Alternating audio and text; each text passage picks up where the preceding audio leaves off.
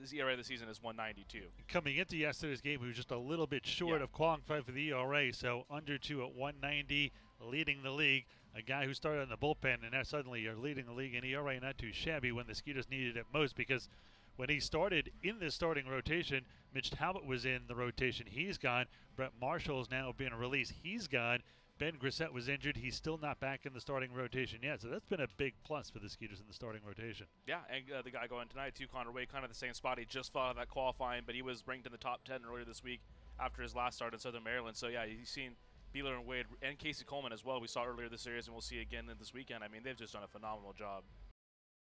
Started, you had Talbot and Marshall and a few others, and you thought as good as the starting rotation is, the bullpen's even better. But now 7 guys signed, some of them key bullpen guys. Chassin, Danny Reynolds, Hunter Savanka, to name a few, are all gone. And now you think, well, maybe even though the rotation is different and some of those guys have come out of the bullpen, and I talked to Corey Dommel before the game, and the pitching rotation basically now is, Casey Coleman, you have James Russell in this starting rotation. Mentioned Connor Wade and Dallas Beeler, and Ben Grissett eventually be that 5th starter back in the rotation. You can make an argument that it might be a better starting rotation now than it was at the beginning of the season. That was a pretty good starting rotation to begin the 2018 season. Yeah, Mitch Talbot, he got really hot right before he left us and got signed up by the Indians. But, yeah, you could really argue that because Dallas Beeler and Connor Wade, 2 of the best pitchers are going right now in the league in general. And James Russell really hasn't given them the length, but he's given them good quality, 4-inning, 5-inning spurts. And, James Russell, probably one of the more veteran pitchers in this league in general. It's been almost a decade with the Cubs and Braves and Phillies. So, yeah, they got a lot of experience. They're doing the best with what they have. They really got gutted there by major league teams purchasing their contracts, but they're still floating. And Matt West has really taken a stranglehold of that setup role. He has been almost unhittable, literally. Yeah, that his stuff is something like we really haven't seen this year. He's hitting around 94, 95, and he throws that slider, and it just really is unfair. There's not much you can do to hit him. And really, he's not a guy that has a ton of pitches, just a fastball, a curveball, and you mentioned that slider, but he's dominant. He's not throwing super hard. He throws 91 to 93, comes sidearm once in a while, but he has just been unbelievable. And, of course, Polino certainly looks like he's headed to the All-Star game as the closer. He has just been unhittable. He's got twice as many strikeouts as innings pitched. Yeah, we were looking at today. His last 7 outings, 7 1/3 innings, pitched 14 strikeouts. You're averaging over a strikeout an inning. They're on just about 2 strikeouts an inning. That's incredible. That's what we've come to expect from Felipe. We talked about the pitching from head to toe. Looks pretty healthy right now, but really the big problem over the last few weeks has been the hitting. And, even in a 3-1 victory last night, that's not a lot of runs. And it seems like the Skeeters are not getting a lot of hits. They're just not producing a lot of runs, a lot of solo home runs, a lot of guys left on base. 10 hits last night, but only 3 runs. Yeah, other than Dennis Phipps' 2-run homer out in Southern Maryland, they've really just seen his solo home runs. We saw Kibitza hit 3 of them, but all of the solo variety. Anthony Jansanti hit one earlier this series of the solo variety. Courtney Hawkins as well, solo home runs. So, yeah, you're right. You got to just get in a situation where you get some guys on base and get that big hit again like we saw earlier in the year. And there's been a couple of guys who have been consistent literally day in, day out. Matt Chavez just destroying it at home here at Constellation Field. Yeah, we look at today, reached safely in all 26 home games. That's the longest streak in the Atlantic League, longest active streak, longest streak in general. It's pretty crazy. And last night he went 2 for 4. But as Matt Chavez, we saw him the first week of the season when New Britain was in town, and he was hitting near 700. You saw it start there, and it's carried all the way through. And still, now he enters the day 2nd in the league in hitting in general, too, back up to 349. So having just a very, very, very phenomenal season. We talked about kind of half of the lineup is hitting right now, and the other half isn't. When you look at the lineup, you see guys like Rondon, as you mentioned, Phipps, Chavez, all hitting. But then you look at the rest of the lineup, guys like Cordero is actually cool for the first time this year. He's in the 6th hole. Hawkins in a slump. Colin Walsh not hitting well. Javier Betancourt not bad. Anthony Jansanti at the top of the lineup, but Anthony's hitting 257 now, and he's played every day. Maybe time for a day off. I know he's everyday Jansanti, but you almost want to make an argument. You don't want to take him out of the lineup because he's so good defensively, and he does so many things, and you can bat him anywhere and you can play him anywhere, but you have to think maybe he needs a day off. Yeah, we saw earlier in the year, he kind of hit the hamstring was hampering him a little bit. He got taken out of that game, but the next day right back in the lineup. Now he's leading the league. He's the only guy to appear in 44 games this year, 47 if you're going back to last season. So he's one of those guys where you can pretty much pen him in there. He's going to be good to go. We talked about some of the guys who have been lost out of the bullpen and some of the guys who have stepped up. Well, one of the guys who's really stepped up in a big way, and that is Craig Sitton. I had a chance to speak to him before tonight's game. When we come back, we'll hear from the former Oregon State product, good family ties, a cousin in the NBA. We'll hear from Craig, the Skeeters left-handed reliever, when we get back here on the Skeeters pregame show in just a moment. So there I was, just minding my own business when a hit and run. This guy came out of nowhere, bam, and he just kept going. Thankfully, Texas Farm Bureau Insurance was there with the right auto coverage for how and where I drive. So I was on my way in no time to witness the hit and run that really mattered. Now that's a moment worth covering. 877 Farm Bureau. Celebrate the history of our national pastime at the National Baseball Hall of Fame and Museum in Cooperstown. See priceless treasures that will bring your baseball memories to life. Find stories that will inspire and surprise. Cooperstown is where you, your family, and your friends can relive baseball's greatest moments and honor the all-time greats of the game. See all that the Hall of Fame and Museum has to offer and plan your family visit today at baseballhall.org. Hey Skeeters fans, if you're a senior 55 or over, we have a great deal for you. Join our Silver Skeeters Club presented by Advanced Hearing Center. Silver Skeeters Club members receive admission to 9 Skeeters home games, free drink coupons on game days, exclusive VIP events, and much more. If you're a Skeeters fan aged 55 or over, don't miss out on this great opportunity. For more information, go online to sugarlandskeeters.com. Shut up and sit down.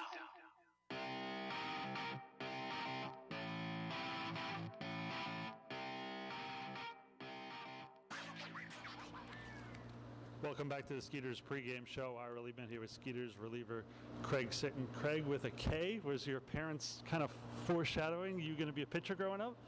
I don't think they knew it at the time, but I guess it kind of works that way, yeah. Craig with a K, and that's just the way it is. You came from a very athletic family, Craig. Your cousin plays basketball for Oregon State. You played for the Mavericks. Your grandfather, even at Oregon State, was a football player from 1910 to 1912. What did you learn from them?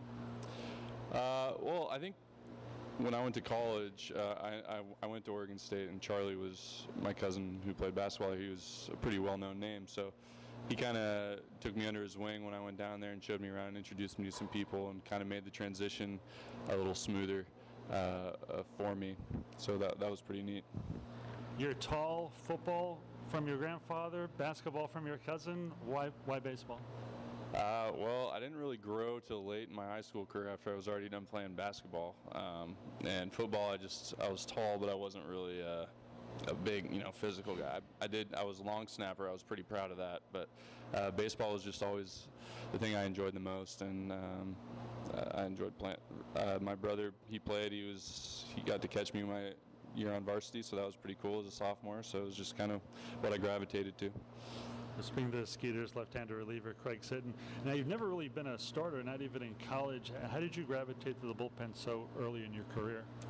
I think the plan when I went into Oregon State was, I think, to be an eventual starter in the program, but I kind of just fell into that left-hand reliever, kind of the left-handed specialist guy, and then that's just where I ended up being drafted as, and I wouldn't mind starting. I mean, I just never really, I've had a couple spot starts in my professional career, but I really enjoy pitching out of the bullpen, coming in big pressure situations and that sort of deal, that get that adrenaline, the fans are going, it's fun.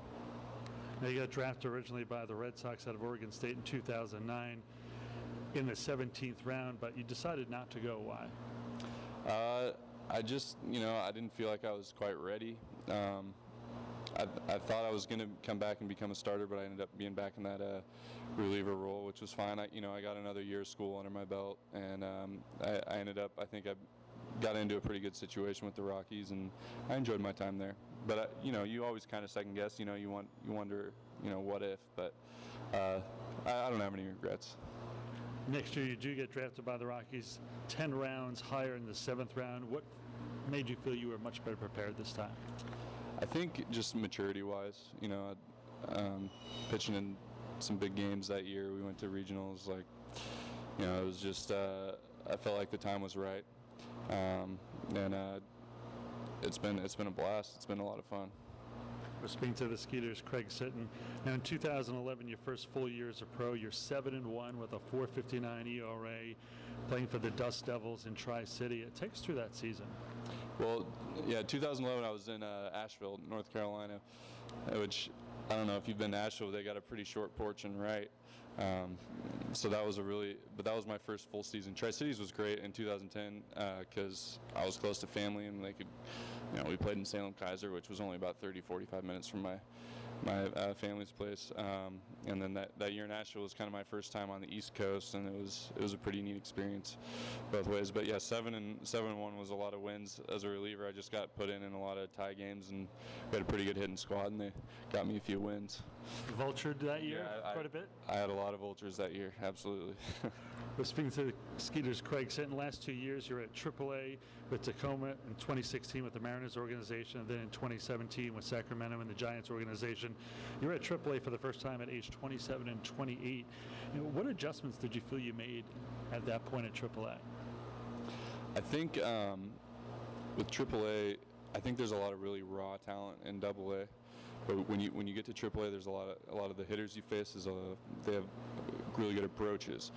So as a pitcher, you have to be able to throw more than one pitch for a strike and to be able to keep hitters off balance. And I think that was kind of developing my pitches other than my fastball was kind of maybe what got me into that next level, that next hump, is being able to keep hitters off balance and mix up different pitches and different counts, pitching backwards, like that sort of thing. We're speaking the Skeeters left-hander reliever Craig Sitton. Now this year with the Skeeters, in 18 appearances, you're 1-0 with a 6.26 ERA, which is extremely deceiving because you had 2 outings, one where you allowed 7 runs in a third of an inning, and another where you allowed 4 runs in inning and 2/3. And if you take those 2 appearances out in 16 appearances, you are unbelievable. You have an ERA of 1.08. So overall, I mean, how do you look at this year? It seems like it's pretty successful when you kind of take out those 2 appearances. Right, Somerset's kind of got my number a little bit. The whole Skeeters franchise in 7 years. Yeah, but I feel good. I feel healthy. And that's kind of the important thing is you want to feel good out there, and you don't. As you get older, you kind of get a little more bumps and bruises and don't bounce back quite as well. But I feel overall like I've thrown the ball well. I'd like to throw a little. Lately, I've been walking a little bit too many guys, but being more aggressive, attacking guys, keep it up.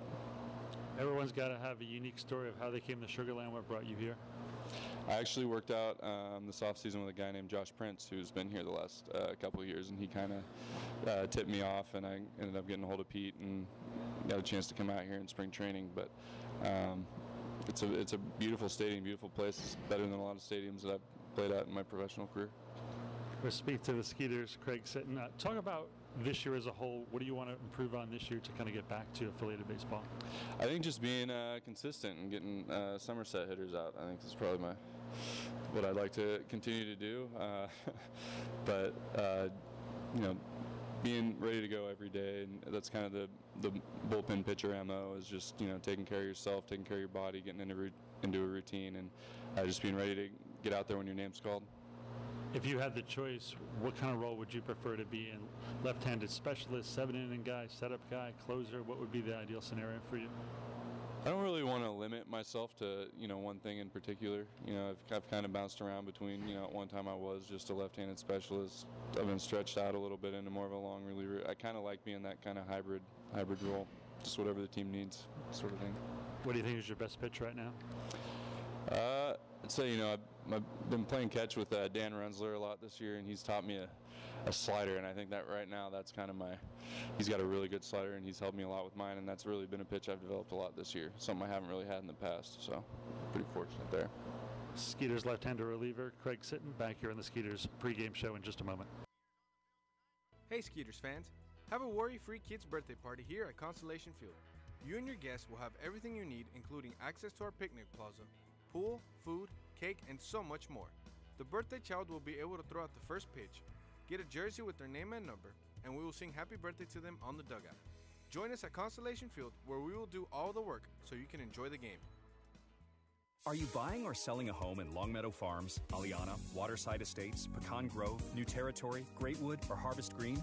Depend on Kim Halstead and Coldwell Banker United Realtors at 281-777-1907. A multi-million-dollar producer and Fort Bend County real estate expert, Kim is uniquely qualified with a proven track record of success and almost 20 years of satisfied customers. Kim Halstead and Coldwell Banker United Realtors, 281-777-1907. Kids 12 and under get in free for every Wednesday home game this season at Constellation Field. Tickets are only available by calling the Skeeters box office at 281-240-4487 or 240-HITS, or visit the TDECU box office at the ballpark or online 24 hours a day at sugarlandskeeters.com. Gates open an hour before scheduled game times. Sugarland Skeeters, it's more than baseball. We are La Casina. Go Skeeters! Has your home or commercial insurance claim been denied or underpaid? At Morgan Elite Specialist Services, we know that the insurance claim process can be stressful. Our public adjusters have the experience to make this process as smooth, easy, and comfortable as possible, so you can get on with enjoying the things you're protecting. Learn more by visiting us online at messtx.com. That's MESSTX.com. Or call us today at 855-445-3404. We truly look forward to meeting you. Where can you go to beat the heat and enjoy some wonderful shade trees on the finest deck in Fort Bend? The answer is Dry Creek Social Club. They offer a large selection of craft beers, fine wines, and handmade cocktails. Relax and enjoy yourself indoors or outdoors. They also have a large dance floor and feature live music in a great atmosphere. Conveniently located nearby at 3333 FM 359 between the Swinging Door and Pecan Grove. Come on over, 832-471-6668 for more information. Every Saturday home game at Constellation Field will feature a giveaway or a post-game concert for fans in attendance. Giveaway nights include such items as hats, Swats and Star Wars bobbleheads, a Tracy McGrady bobblehead, and much, much more. While the post-game concerts feature artist 80s sensation The Spasmatics, country bands with Roger Krieger and Jack Ingram, and even a Jimmy Buffett cover band. For a full lineup, visit SugarlandSkeeters.com for more information. Sugarland Skeeters, it's more than baseball.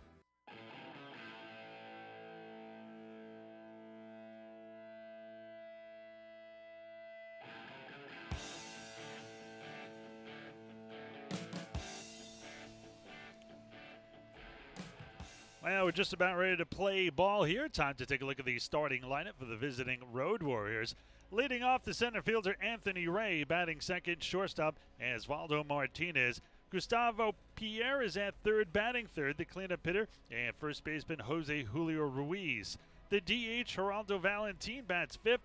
Batting sixth is the right fielder Jorge Fernandez. Melvin Rodriguez will be at second. He'll bat seventh. Chris Rivera is the catcher, batting eighth, and batting ninth, left fielder Cody Bishop. And let's take a look at how the Skeeters are going to line them up this evening. Over in left field, it's going to be Courtney Hawkins. Out in center, Anthony Jansanti. It's going to be Colin Walsh out in right field. Over at third base is Albert Cordero. Alvaro Rondon going to be a shortstop. Over to second base is Javier Betancourt. Matt Shaw is at first base. Behind the plate, Derek Norris. And on the mound, Connor Wade. First pitch of the ball game is a strike on the outside corner, 0-1, and we're underway. Game 5 of a 7-game series and a 7-game homestand. The Skeeters and Road Warriors have this series tied at 2 games apiece. This one is a little bit low and away. Ball 1 ball and no strikes to count. Umpires for tonight, Reggie Liggins calling balls and strikes behind the dish. Brad Parker at first, and John Sevier is the third base umpire. Ira Liebman along with Ryan Posner, Will Scott later on, and this one a strike at the knees. And quickly, no balls and 2 strikes to count. Wind blowing in from right center right now. Shadows past the mound and at first base. Everybody else is in the sun. This one swung on and missed, strike 3. Wade makes quick work of the leadoff hitter Anthony Ray. First K of the day, and there is one away. Well, it is Jurassic Park night here at the ballpark. Remember the Lost World? Well, a big shout out to Blaine and Lori, who have a law firm and have opened a new restaurant, and is the Lost Cajun. I'm a huge Cajun fan. It's in the Brazos Town Center. You like Cajun food? I'm not too familiar with it. I mean, I've had it before. I mean, I'm always open to trying new food. We had some jambalaya coming here from Floyd's earlier this year. Jambalaya. And it was tasty, so I can be a fan. I'm going to check out the Lost Cajun, so congratulations to Blaine and Lori. Well, the first pitch here is a little bit low, 1-0 to Osvaldo Martinez. The shortstop, 218, 3 home runs and 11 RBIs. Wade has been a big part of this rotation since being inserted. In fact, Wade in 4 starts, 1-0 with a 1.50 ERA in 24 innings, 9 strikeouts, just 1 walk. 26-year-old right-hander. He is 6 foot, 198 pounds, from Scottsdale, Arizona. This one is a little bit high and outside. 1 ball and 2 strikes to count. Last 3 starts, he has been terrific. No record, but a 1.89 ERA. 19 innings, just 1 walk, 16 hits. He has struck out 6 during that span. This one is a slow roller towards short. Rondon will have to hurry the throw to first just in time. Beat Martinez by about a half step, and there's 2 down. Yeah, one of the stats I really like on Connor Wade too is all the 4 starts that he's made since going to the rotation. The Skeeters have won all 4 of those games, so it's telling you even when he's not getting a decision, he's taking you deep into the ball game. He's keeping the run total low from the opposing team, and like we're talking on the pregame show, it's been a really good addition to this starting rotation. Well, in steps Gustavo Pierre, the third baseman, 261, 6 home runs and 12 RBIs. Just underway, her top of the first, no score, 2 outs, not on here for the Road Warriors. This one is grounded foul behind the plate. No balls and 1 strike to count. Skeeters really, and I know it's a lot to ask, but they really need to take the rest of the games this weekend here, Friday, Saturday, and Sunday. Yeah, I mean, and kind of an uncharacteristic dry spell for the Barnstormers against New Britain, who's been a pretty beatable team this season. By the way, thank you very much for joining us here today. We are on our Friday night game of the week here on Sweet 96, 96.1 FM, Sugarland's only radio station and a new home of the Sugarland Skeeters. Listen here each and every Friday night, both at home and on the road for the entire 2018 season, 96.1 FM and the Skeeters. It doesn't get any sweeter. This one is low and away, 1 ball and 2 strikes to count here on Pierre. Pierre, 261, 6 home runs, 12 RBIs. That is not a lot of production for 6 home runs. Yeah, I know. That's kind of what we're talking about. A lot of the solo home runs for the Skeeters. It sounds like he's had a good amount of those this year for himself. The 1-2, check swing down low. Did he go the appeal? He did not. 2 balls, 2 strikes, 2 outs. No score here, top of the first, just underway. Yeah, I mean, we're kind of sticking with Lancaster too since we brought that up. I mean, they go to Long Island for 3 games. I mean, that could be a tough series for them. I mean, going on the road. It's always difficult on Long Island anyway. So, like you were alluding to, I mean, these are 3 huge games as far as the standings go. The 2-2 here from the Skeeters right-hander. Swung on and missed, strike 3. Chased the ball. And that'll do it. Second K of the day. And there are 3 away. A 1-2-3 inning for Wade. 2 strikeouts. Stands between a ground out. Road Warriors do not score here in the top of the first. Skeeters coming to bat for the first time when we return. Has your home or commercial insurance claim been denied or underpaid? At Morgan Elite Specialist Services, we know that the insurance claim process can be stressful. Our public adjusters have the experience to make this process as smooth, easy, and comfortable as possible, so you can get on with enjoying the things you're protecting. Learn more by visiting us online at messtx.com. That's MESSTX.com. Or call us today at 855-445-3404. We truly look forward to meeting you. Hi, this is Ira Lehman, voice of the Sugarland Skeeters. I'm here to tell you about our brand new Skeeters Speakers Bureau. Make your next occasion special by inviting one of our outstanding Skeeters players, coaches, or front office staff as a guest speaker. If you'd like to schedule an appearance for your club meeting, sports banquet, or any other group outing, go online to sugarlandskeeters.com and click on the Speakers Bureau link under the Community tab. Hope to see you soon, and go Skeeters! It's a long way. He's got it. Keep going, Case. Spring free Swanson, trampoline. it is Jurassic Ballpark night. You didn't think there wasn't going to be a T-Rex here. He's coming Your family for will you. enjoy the thrill of a Don't trampoline worry, that he's keeps not them coming safe and after Case. engaged He all wants year that big long, mosquito. right Keep in your running, backyard. Case. You Visit got us it. in Katy or online at Looks like Swanson's having some trouble with www.springfreetrampoline.com. that dinosaur, but Case Smart has and safety, no trouble smart and at all. quality, He's going to win smart the and mascot innovation. race. Spring Back up free to you, Scott. trampoline.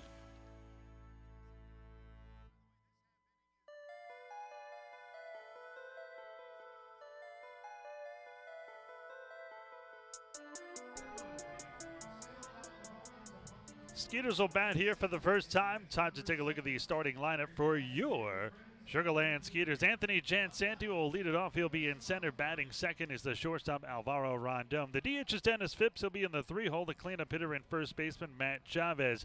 Derek Norris catching, batting fifth. Albert Cordero is at third, batting sixth. Batting seventh, Courtney Hawkins in left. The right fielder Colin Walsh, eighth, and batting ninth, Skeeters second baseman Javier Betancourt. And let's take a peek at how the Road Warriors are going to play defensively tonight. Over in left field, it's going to be Cody Bishop. Out in center field, Anthony Ray. Jorge Fernandez-Diaz is going to be in right field. At third base, it's going to be Gustavo Pierre. Osvaldo Martinez is going to be at shortstop. At second base is Belvin Rodriguez. Jose Julio Ruiz is going to be at first. Chris Rivera behind the plate. And on the mound is Brandon Vargas. First pitch by the southpaw to Jansanti. Big swing and a miss. Strike one, 0-1. Jansanti chased the ball a little bit outside, probably a couple inches off the outside corner. No balls and one strike. Anthony 257, 6 home runs, 19 RBIs. Open stance from the right side, deep in the box and close to the plate. And he hits this one the other way into right field. A one-hopper to Jorge Fernandez, the right fielder. And a leadoff single here for Jansanti. Now, we mentioned the Skeeters struggling for offense. First batter of the game gets on. Would you have him steal? Or would you have Rondon bunt him over? Or perhaps a third option of try to bunt for a base hit, maybe get both. Yeah, well, last night we saw Anthony lead off the game with a double.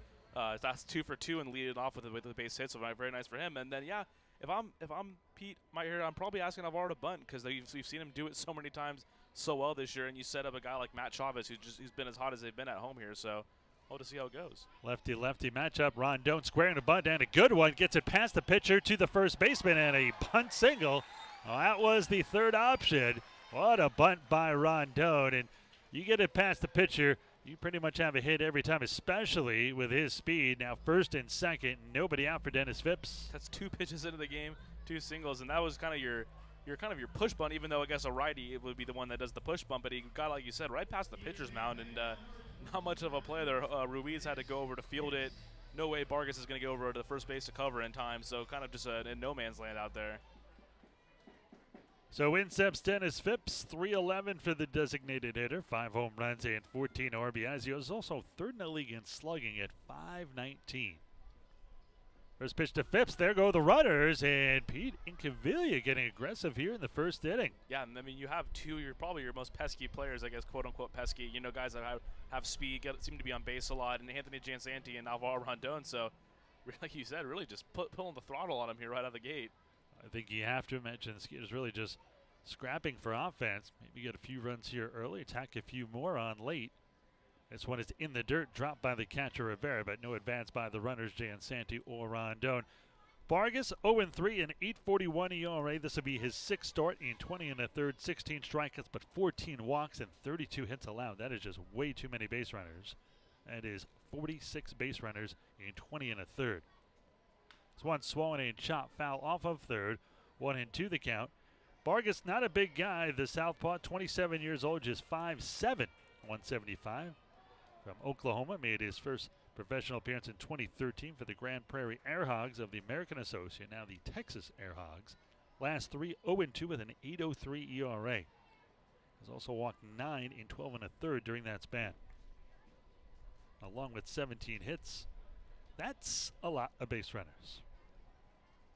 Out of pitchers with 25 innings, he has pitched or fewer. Vargas, 32 hits, 14 walks, are the most in the Atlantic League. Popped up behind first base. It is the second baseman, Melvin Rodriguez, who brings it down for out number 1, and that was not a productive out. And that's the risk you run when you bunt a guy over. You know, you're still kind of playing that station-to-station game. You know, you need like a ground ball right there to the right side, even with Phipps, probably double play ball. So you still put yourself in a situation to kind of run yourself out of an inning. So on that note, do you do a double steal here? 2 quick as base stealers. Jansanti is second. He's the lead runner. He has 6 steals, and Rondon is first. Number 7 has 7 steals. Then maybe Chavez, a sac fly or a base hit, makes it 2-0. I mean, potentially. I'm in the camp where, you know, got a guy like Chavez right now swinging the bat the way he is. I'd let him not have to worry about maybe protecting his runners if they get a bad jump or something like that. I'd kind of just trust him to maybe get a ball on the ground through the infield here. What do they do in that camp that you're in? Is it a fun camp? Is it a military camp? Is it a what is it? We just get base hits. That's all we do there. So hopefully, so you practice in this camp going the other way, yeah, try to move a guy over. Exactly. I like that camp. 0-1 the count here to Chavez, who comes in second in the league in hitting at .349 with 2 home runs and 27 RBIs. The runner start and stop. Jansenti about halfway to third comes back. 1 ball, 1 strike, 1 out, 2 on. Bottom of the first, no score. And not to mention with Chavez, hitting .375 and 48 at bats with runners in scoring position. So kind of the kind of guy you don't want to potentially run yourself out of an inning with him at the plate. That would be my only concern about the double steal. Well, Chavez is second in the league in hits as well with 58, fourth in on-base percentage at .417. There go the runners as this one is fouled off. Was that a hit and run or double steal that Chavez saw a good pitch that he wanted to hit? Based off the jumps they got, I would say double steal. I mean, it looks like they might have had those bases stolen had Matt Chavez not swung the bat there. 1-2 now the count on Matt. And see, that was the risk I was talking, because you don't, that's the kind of the cardinal rule. You don't want to swing when a guy gets a good jump. You want to let him get the base. When you're a guy like Matt Chavez swinging the bat with the way he is, don't want to make him maybe take a pitch down the middle just for that sake, I have a feeling the cardinal rule was not invented for the St. Louis Cardinals. Runners do not go here, and this one low and in, and that one hits Chavez. Did that get him on the foot? Yeah, it looks like a breaking ball that kind of went pretty low and in. Must have hit him kind of right on the cleat there or something of that nature. Well, now the bases are loaded, and you pulled out a great stat today. The Skeeters are hitting .417 in 36 at bats with the bases loaded. 3 grand slams, 40 RBIs, and I thought I'd be using that stat in the first. Yeah, I know. I put it in there. I guess that was the good jinx I'm looking for. Yeah, I mean, 3 grand slams, 2. No other team in the league even has more than 1. And Kyle Kapitza himself has 2 of them, but he's not in the lineup today. Skeeters at .417 with the bases full, second in the league. That is only to the Ducks, who are batting .533. This one is hit to the shortstop. This could be 2. They go second for 1. The relay to first is not in time. A run scores. Jansenti crosses the plate, and the Skeeters take a 1-0 lead. Good feed by Osvaldo Martinez, but the second baseman Rodriguez had trouble getting it out of the mitt, and hence that little hesitation allowed the Skeeters catcher Derek Norris to beat it out. We saw a very similar play like that on Wednesday afternoon rather. Derek Norris was busting it down the line and looked like he was safe by a pretty considerable margin of being called out. So kudos to Derek Norris. I mean, he's the catcher. He's going to be, in the squat for a while to, break it down the line like that and get an RBI. It was big work. Well, nice job. Still runners on the corners, 2 outs with 2 out hit here from Cordero, who I think has dropped under 300 for the first time this whole season at .299, 5 home runs, 22 RBIs, late on the fastball, strike 1. No balls and 1 strike to count. The Skeeters again with an early lead, and they have gotten ahead in almost every game in this series, but it doesn't mean they have won every game in this series. This is true. How about this for a stat, too? Coco hitting .389, 89 at bats with runners in scoring position and 2 outs. So this is kind of the spot he's really succeeded this year. Let's see if he can do it once again here. This ball low and away. 1 ball and 1 strike here to Cordero. 2 outs, 2 on. Runners on the corners. It is Rondon down at third. On at first is Norris. Skeeters leading 1-0 here in the bottom half of the first. The 1-1 swung and chop foul off of third. Now number 3 down 1-2. Yeah, I'm gonna have to agree with you. I'm pretty sure this is the first time Coco has dropped under 300 all year. I mean, his first step out of the season was a walk-off single, so started off hot and didn't really cool down until these last maybe week and a half or so. A 1-2 the count here. Vargas 15 pitches, 11 for strikes. Skeeters leading 1-0. Vargas is 1-2, is a little bit low and away, 2-2. So 2 balls, 2 strikes, 2 outs, 2 on. Again, Skeeters in front here, 1-0 in the bottom of the first. That wind blowing in from right center field. Going to be very difficult for left-handed hitters tonight. This one swung on, popped up. Shallow right field. The right fielder Jorge Fernandez coming towards the right field line will bring it down for the final out. But the Skeeters strike first. They get 1 run on 2 hits and 2 men left on base. Through 1 inning of play, it is the Skeeters 1 and the Road Warriors 0. So there I was, just minding my own business when a hit and run. This guy came out of nowhere, bam, and he just kept going. Thankfully, Texas Farm Bureau Insurance was there with the right auto coverage for how and where I drive. So I was on my way in no time to witness the hit and run that really matter. Now that's a moment worth covering. Well, thanks, Scott. We're setting up for 877 Farm Dizzy Bureau. Bat Tic-Tac-Toe, brought to you by the Kolache Factory. My 4 contestants down here are going to put their head on the bat on the ground, spin around 4 times, get nice and dizzy. Once you do that, you're going to grab the letter, run to the board, and the goal is tic-tac-toe. Are you ready?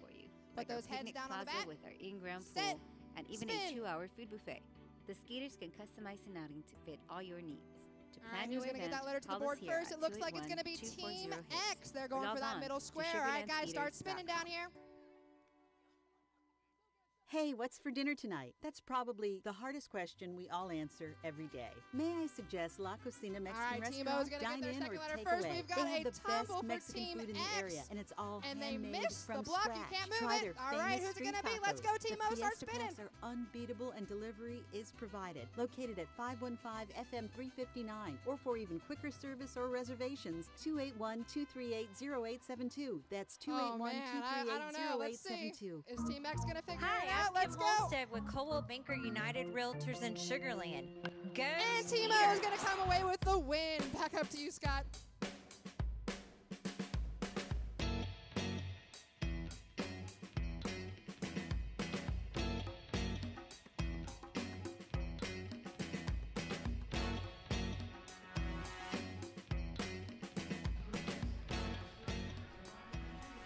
Top of the second inning.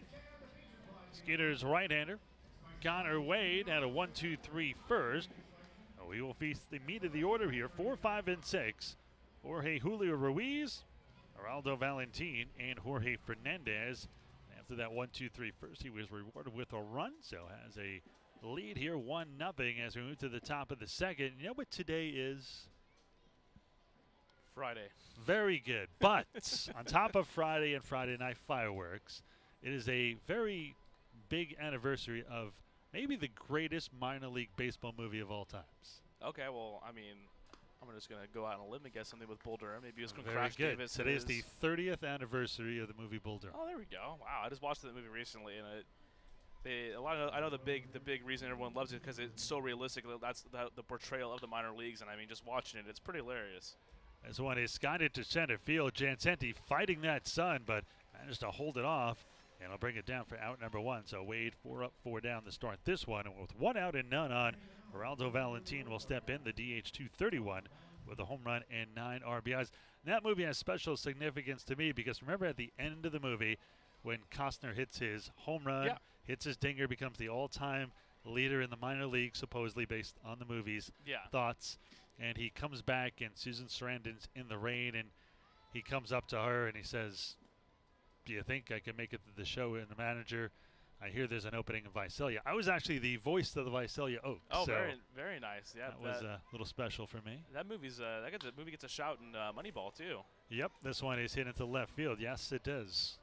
As he was driving, and he had to turn around, and he was going towards Visalia, and turned around. They were about to win their 20th in a row.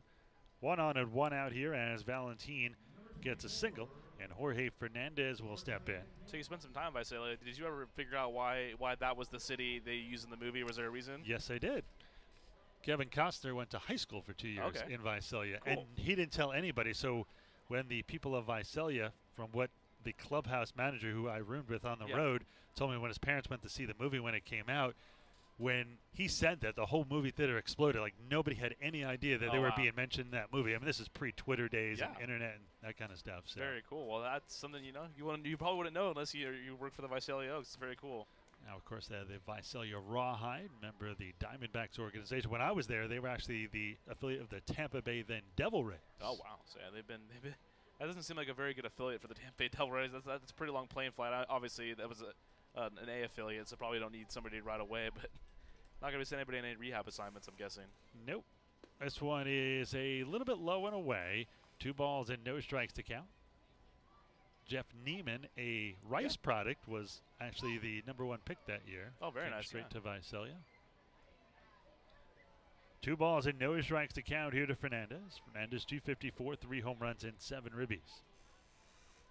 The 2-0 here from Wade. This one is a ball misses outside, 3-0. Shadows now all the way across the infield as well as right field. You can hear that wind whipping up on the crowd. Mike Only, center fielder Anthony Jansanti, and Courtney Hawkins in left. in the sun, and Hawkins has the worst of it in left. Looking straight into that sun, shading his eyes right now as the pitch comes. There's a strike at the knees. 3-1 the count here to Fernandez. Skeeters leading 1-0 here in the top of the second. I mean, got a 3-1 counter from Wade. Pretty rare for the walks. I mean, he has 17 strikeouts to 3 walks. I was looking at it earlier.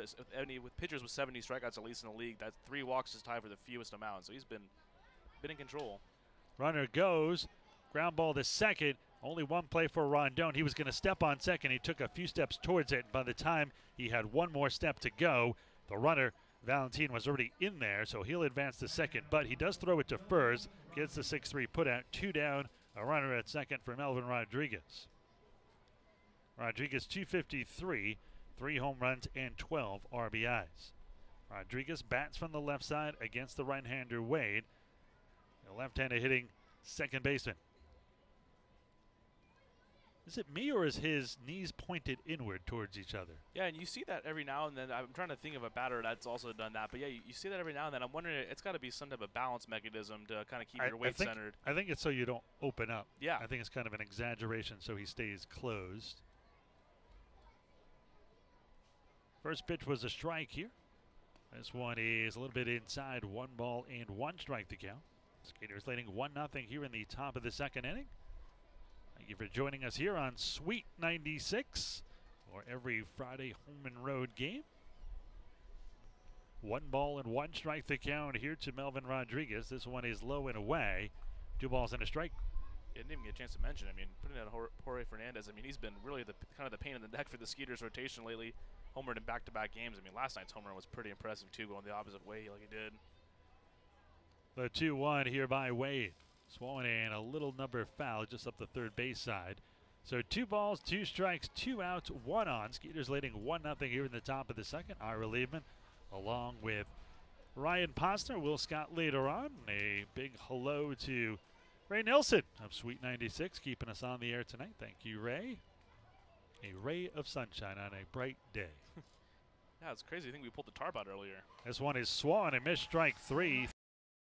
And there are 3 away. So a nice job by Wade pitching around the runner at second base. No runs, 1 hit, no errors, and 1 man left on base. Middle of the second inning. Skeeters up 1-0.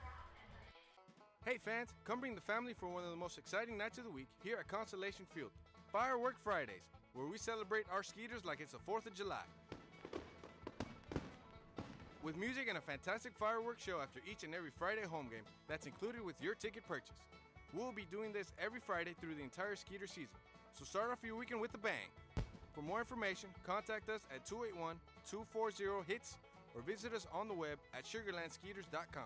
Definitely something fun, Scott. Salon Evan and Day Spa is the premier of Veda Concept Salon in Sugarland, locally owned and family operated since 1989. Let our Aveda trained stylists take you to the highest level of satisfaction with the latest techniques for coloring, highlighting, and precision haircuts. Treat yourself to our famous Aveda facial, a relaxing massage, or a signature manicure and pedicure. Have an ultimate salon experience today at Salon Evan and Day Spa, 281-980-5160, 281-980-5160. Are you sure?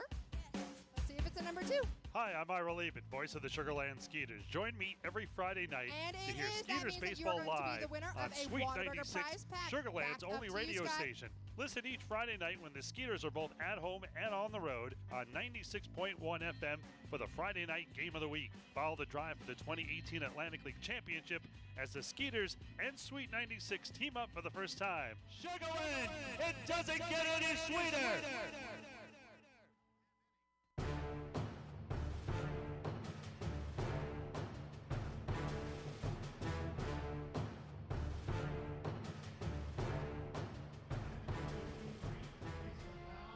Oh, Ryan, you're an educated man from San Diego State, so I know you like a little baseball history. Time for a little Baseball 101. This day in baseball history brought to you by Texas State Technical College in Fort Bend County. Make your own history by earning your associate's degree at TSTC. Visit tstc.edu to learn more. This one has special significance to me.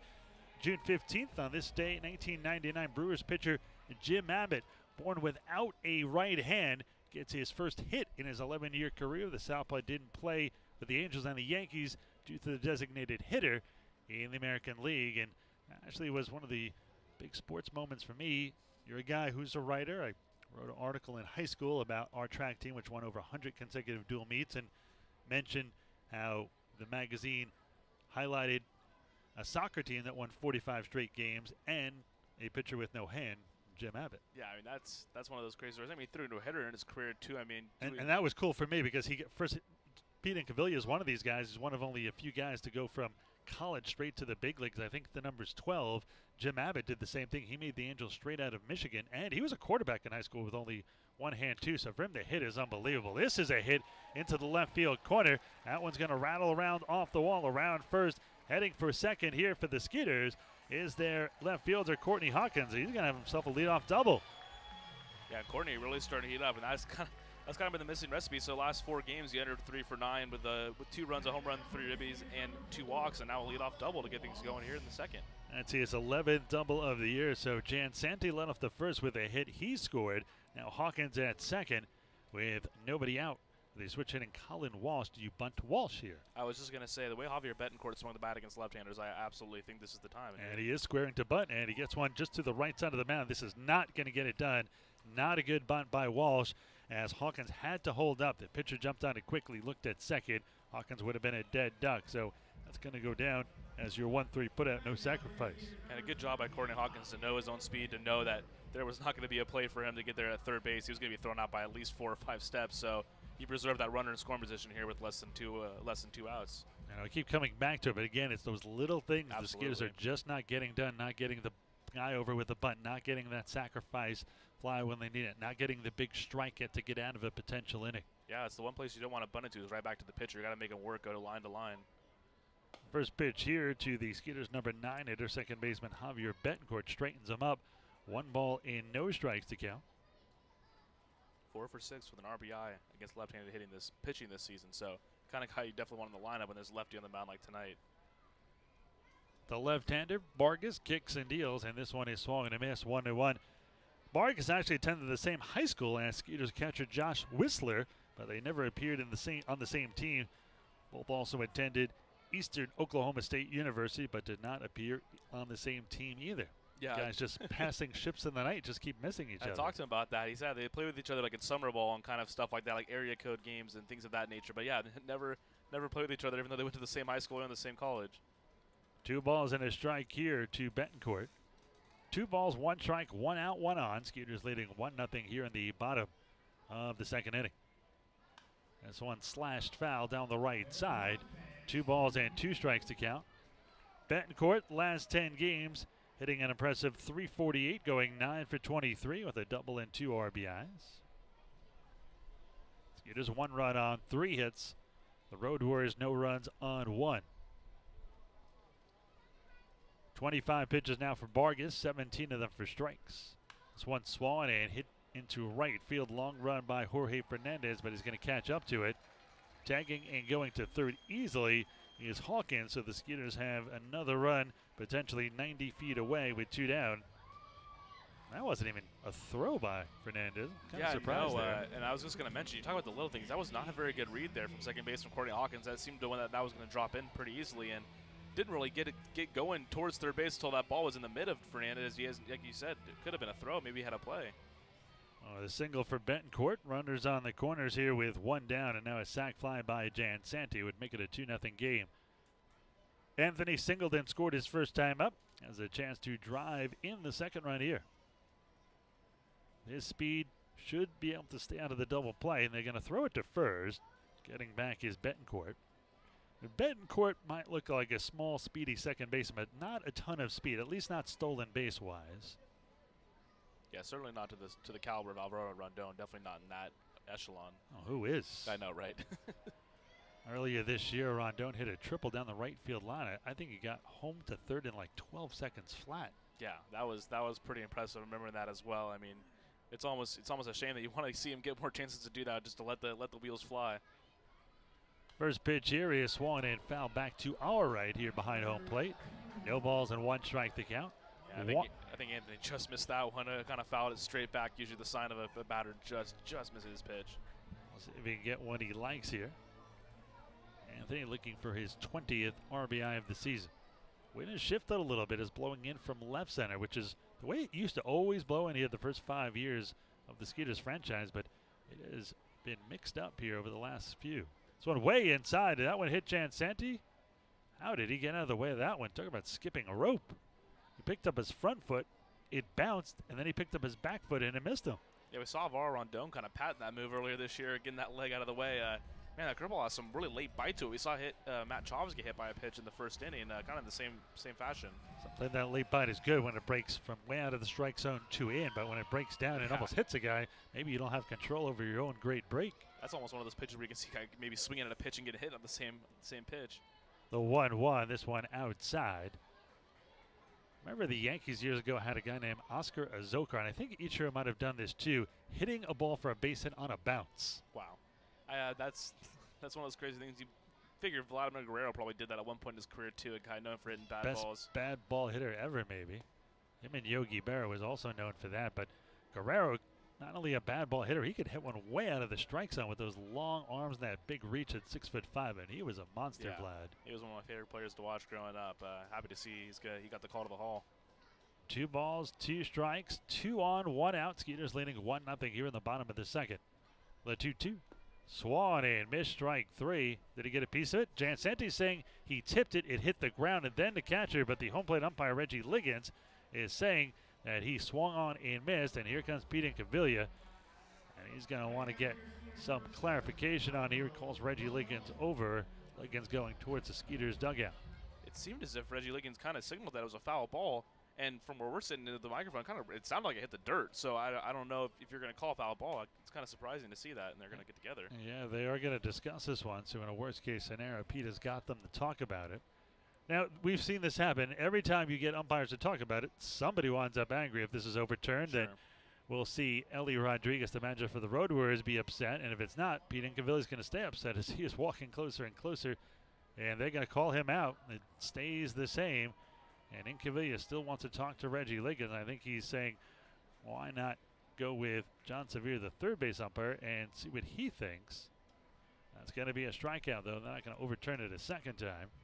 First strikeout for Vargas. Now 2 on with 2 out. And again, this kid is just not getting the little things done. Yeah, and that's a spot. I mean, runner on third with less than 2 outs. I mean, you got to get him in, especially against a pitcher this year. Brandon Vargas has really, really struggled. You figure this is a good spot to maybe get a few insurance runs, tack him on here early. So in steps Alvaro Rondon, a bunt single his first time out. Pretty gutsy here with 2 down, a suicide squeed bunt single. But you never know. Second baseman is back, so if he can get it past the pitcher again, have another bunt single. Not squaring here. Takes it low and away, 1 ball and no strikes.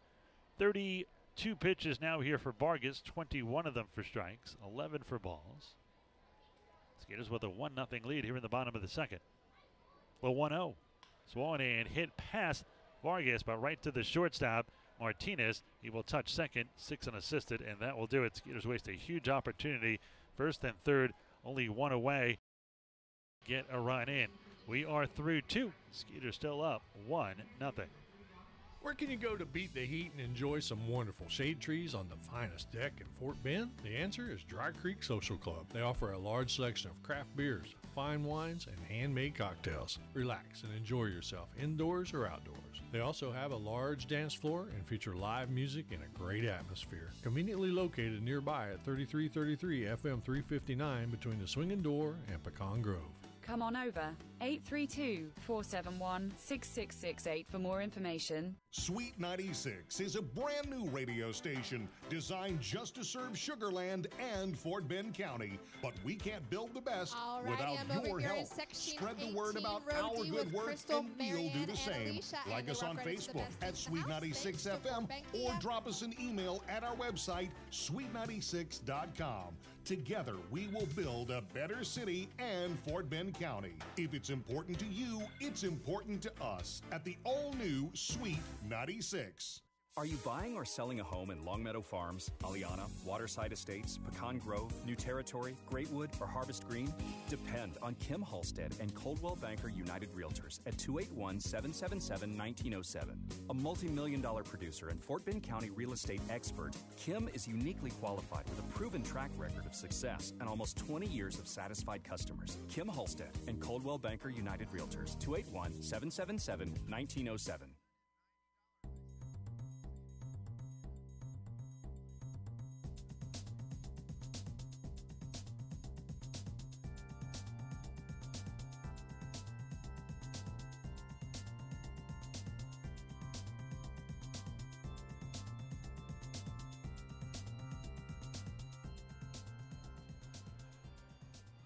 Top of the third inning, Skeeters leading 1-0. Connor Wade will pitch to 8-9-8-1 here. Chris Rivera, Cody Bishop, then back to the top of the order with Anthony Ray. Rivera, the catcher, 221, 4 home runs and 11 RBIs. Open stance from the right side for the right-handed hitter against Skeeters righty Connor Wade. First pitch misses inside, 1 ball and no strikes to count. Again, the Skeeters, a lot of hits, not a lot of runs. 4 hits, just 1 run. Not great situational baseball. I mean, Colin Walsh with the bunt right back to the pitcher, not able to move the runner over, and no run comes across. This ball off the mitt of Derek Norris goes to the backstop. 2 balls and no strikes. Gotta be careful with Rivera too. We saw him go deep twice on Monday night. Acquired from York earlier this year. He has all 3 of his home runs with the Road Warriors in his last 6 games, so seeing the ball really well right now for them. The 2-0 here from the Skeeters right-hander. They set up away, and this one is hit into right field. Right at Colin Walsh, who brings it down for out number 1. You know, Walsh made a throw yesterday from right field that I thought, wow, why does this guy play second? Usually, you would think a guy plays second usually doesn't have a great arm. Why is he on right? But, man, after he corked that throw, I was like, wow. Yeah, kind of came up in an interesting article about him, too, in the Orange County Register back in Anaheim. Started the year, spent spring training with the Angels. They were going to keep him. A lot of the writers thought that he was going to stay on board because of Shohei Ohtani. They were carrying a larger pitching staff. He's the kind of guy that you have on the bench is kind of your Swiss Army knife. He can play outfield, infield, so you take the lack of a bench player, but you have a guy like Colin Walsh who was going to be ended up not working out, obviously, but he really has that ability to play a lot of positions like you're talking about. You know, I thought as the pitching staffs got longer in the big leagues now, some of them have 14 pitchers, and it used to be back in the day you'd have 5 outfielders, you'd have, 3 or 4 utility guys. You can't afford that now with more pitchers. So I thought guys like Walsh, and especially a guy like Jan Santi, those guys would clean up. There would be a huge need. Guys who could play 3 infield positions, all 3 outfield positions. But there hasn't seemed to have been a guy that has made a killing off being that guy and really helping out a team. I'm really surprised. It is puzzling, yeah. And like you said, I mean, with the Angels carrying a 6-man rotation with Shohei Ohtani, you really figure that you could use a guy who could play a bunch of positions. The 2-1 here to Cody Bishop, the left fielder. This one swung and missed. 2 balls and 2 strikes to count. And that's another thing. I think we have not seen the second phase of metamorphosis. I think there's going to be 6-man rotations. I also think there's going to be 4 or 5 inning pitchers. Yeah. There's going to be specialty 5 or 6 inning guys and a 7th, 8th, and 9th guy like there is now. This one is low inning. You see it keep backing up. First it was a closer who went long, the Bruce Sutters of the world, the Rich Gossages of the world. Yeah. They'd go 2-3 innings. Now there was a setup man and then a closer. I think the Yankees in their dynasty years made that famous. Then really the Royals a few years ago, as this one is swung and fouled off, made the 7, 8, and 9 inning the year they won the World Series. And I don't think it's not far away from that specialty 6-inning guy. Yeah, think about that Royals team with Herrera, Wade Davis, and Greg Holland. I mean, once you got in the 7th inning, good luck. And then you saw in the World Series last year, the 3rd time through the lineup, guys like Hill of the Dodgers, as this one is swung on and missed strike 3, 4 strikeout for Wade, 2 outs, none on. And a former Atlantic League player and Duck, and even CC Sabathia. What's the 3rd time through the lineup, which was basically, into the 5th inning, so they weren't even going 5 innings. So you saw guys coming out in the 5th, 6th inning, even before the 7, 8, and 9 guys. And I think baseball regular season might be headed that way eventually, not just the playoffs. Yeah, absolutely. I'll have to worry out the Padres references. They've been actually doing that lately. They went to a bullpen game every 5th day. They've had the philosophy was behind it. They have, your one guy, you expect him to go 1 time through the lineup. Hopefully it gives you 3 innings. You got another pitcher go through the lineup 1 more time, gives you around 3 innings. And now that was out of, it was because of injury that they need to do that. Now their manager, Andy Green, said, we might just stick with it because it's a kind of a valuable plan. I mean, you don't want guys facing the lineup more than twice. And, I mean, if you can just get them even once, I mean, that's even more effective. 0-2 the count to leadoff hitter Anthony Ray, who has struck out his only time up. This one is skied left side. That will make the seats. Count remains 0-2. And the Skeeters had a guy here a few years ago, Ben Kozlowski, funny guy, but he was a former big league, spent some time with the Rangers. He said coming up through the Ranger system, they would flip-flop 10 pitchers. So you would 5 guys would go 5 innings, and the other 5 would go 4 innings. And the next week they'd flip-flop, and those guys who went the 4 innings would go 5 innings, and they would go 4. Basically, you're preparing 10 starters. That's why I love it. I mean, there's just so many different ways you can attack a baseball game from a pitching standpoint. It's one of the more interesting things is just think about the different philosophies. And you got to think it's always going to be changing. I mean, years ago it was, if a guy didn't go the distance, he was not worth even keeping on the team. Now you get 5 innings out of a guy, and you're like, hey, $100 million.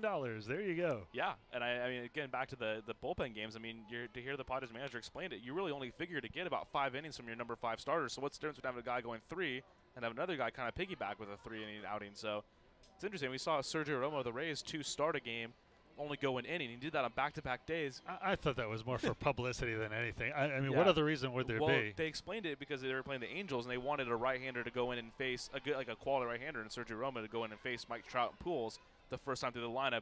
That's a pretty aggressive way to go about it, but it's just crazy to think about all the different ways you can go.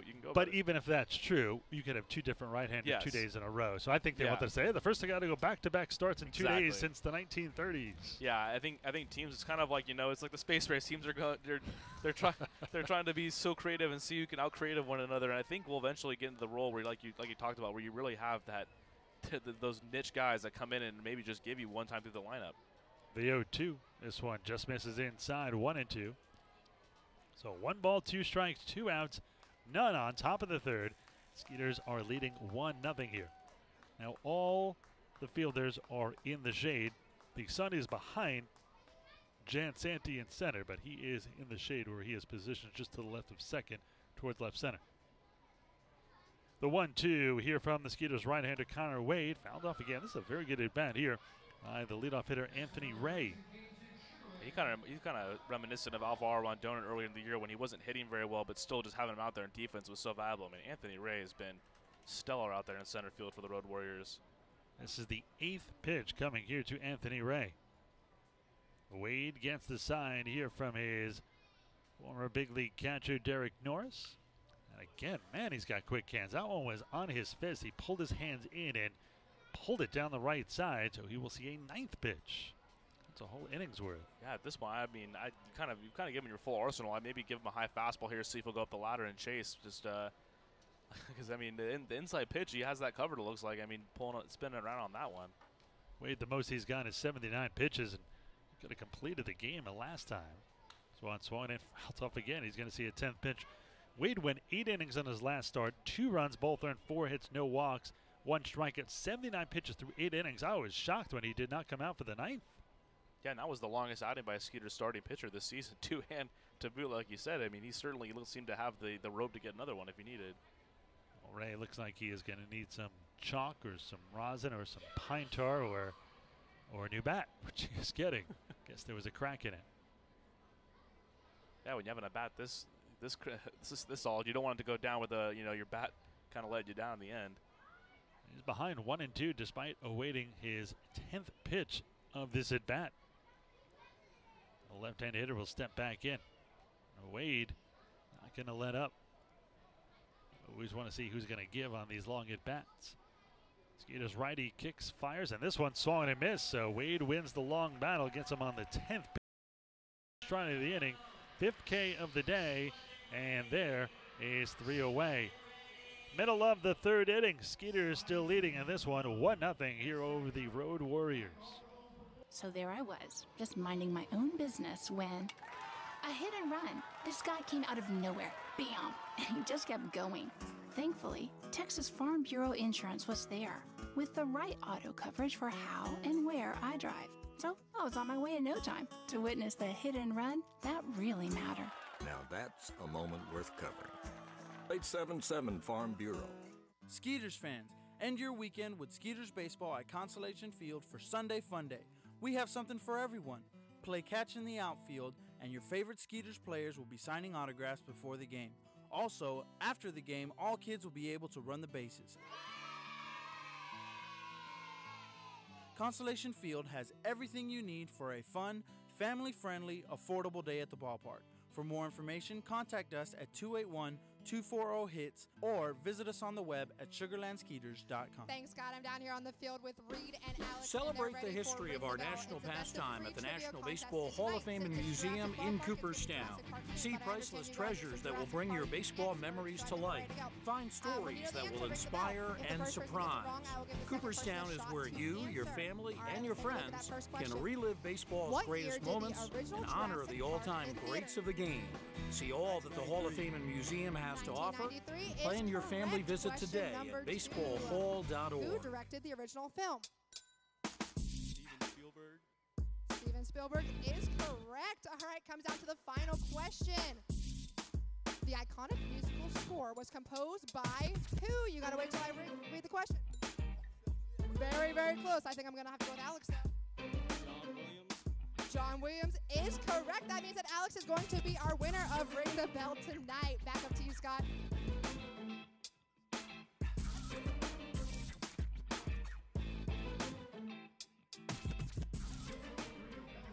Bottom of the third, Skeeters leading 1-0. They'll try to add to that lead by sending up 3, 4, and 5. Dennis Phipps, Matt Chavez, and Derek Norris.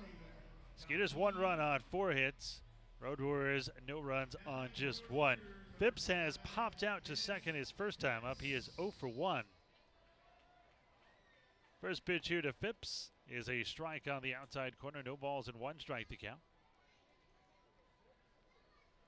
Entering this game 9 for 22 against left-handed pitching, so that was the 409 average, the best of any Skeeter with at least 20 at-bats against left-hander this year.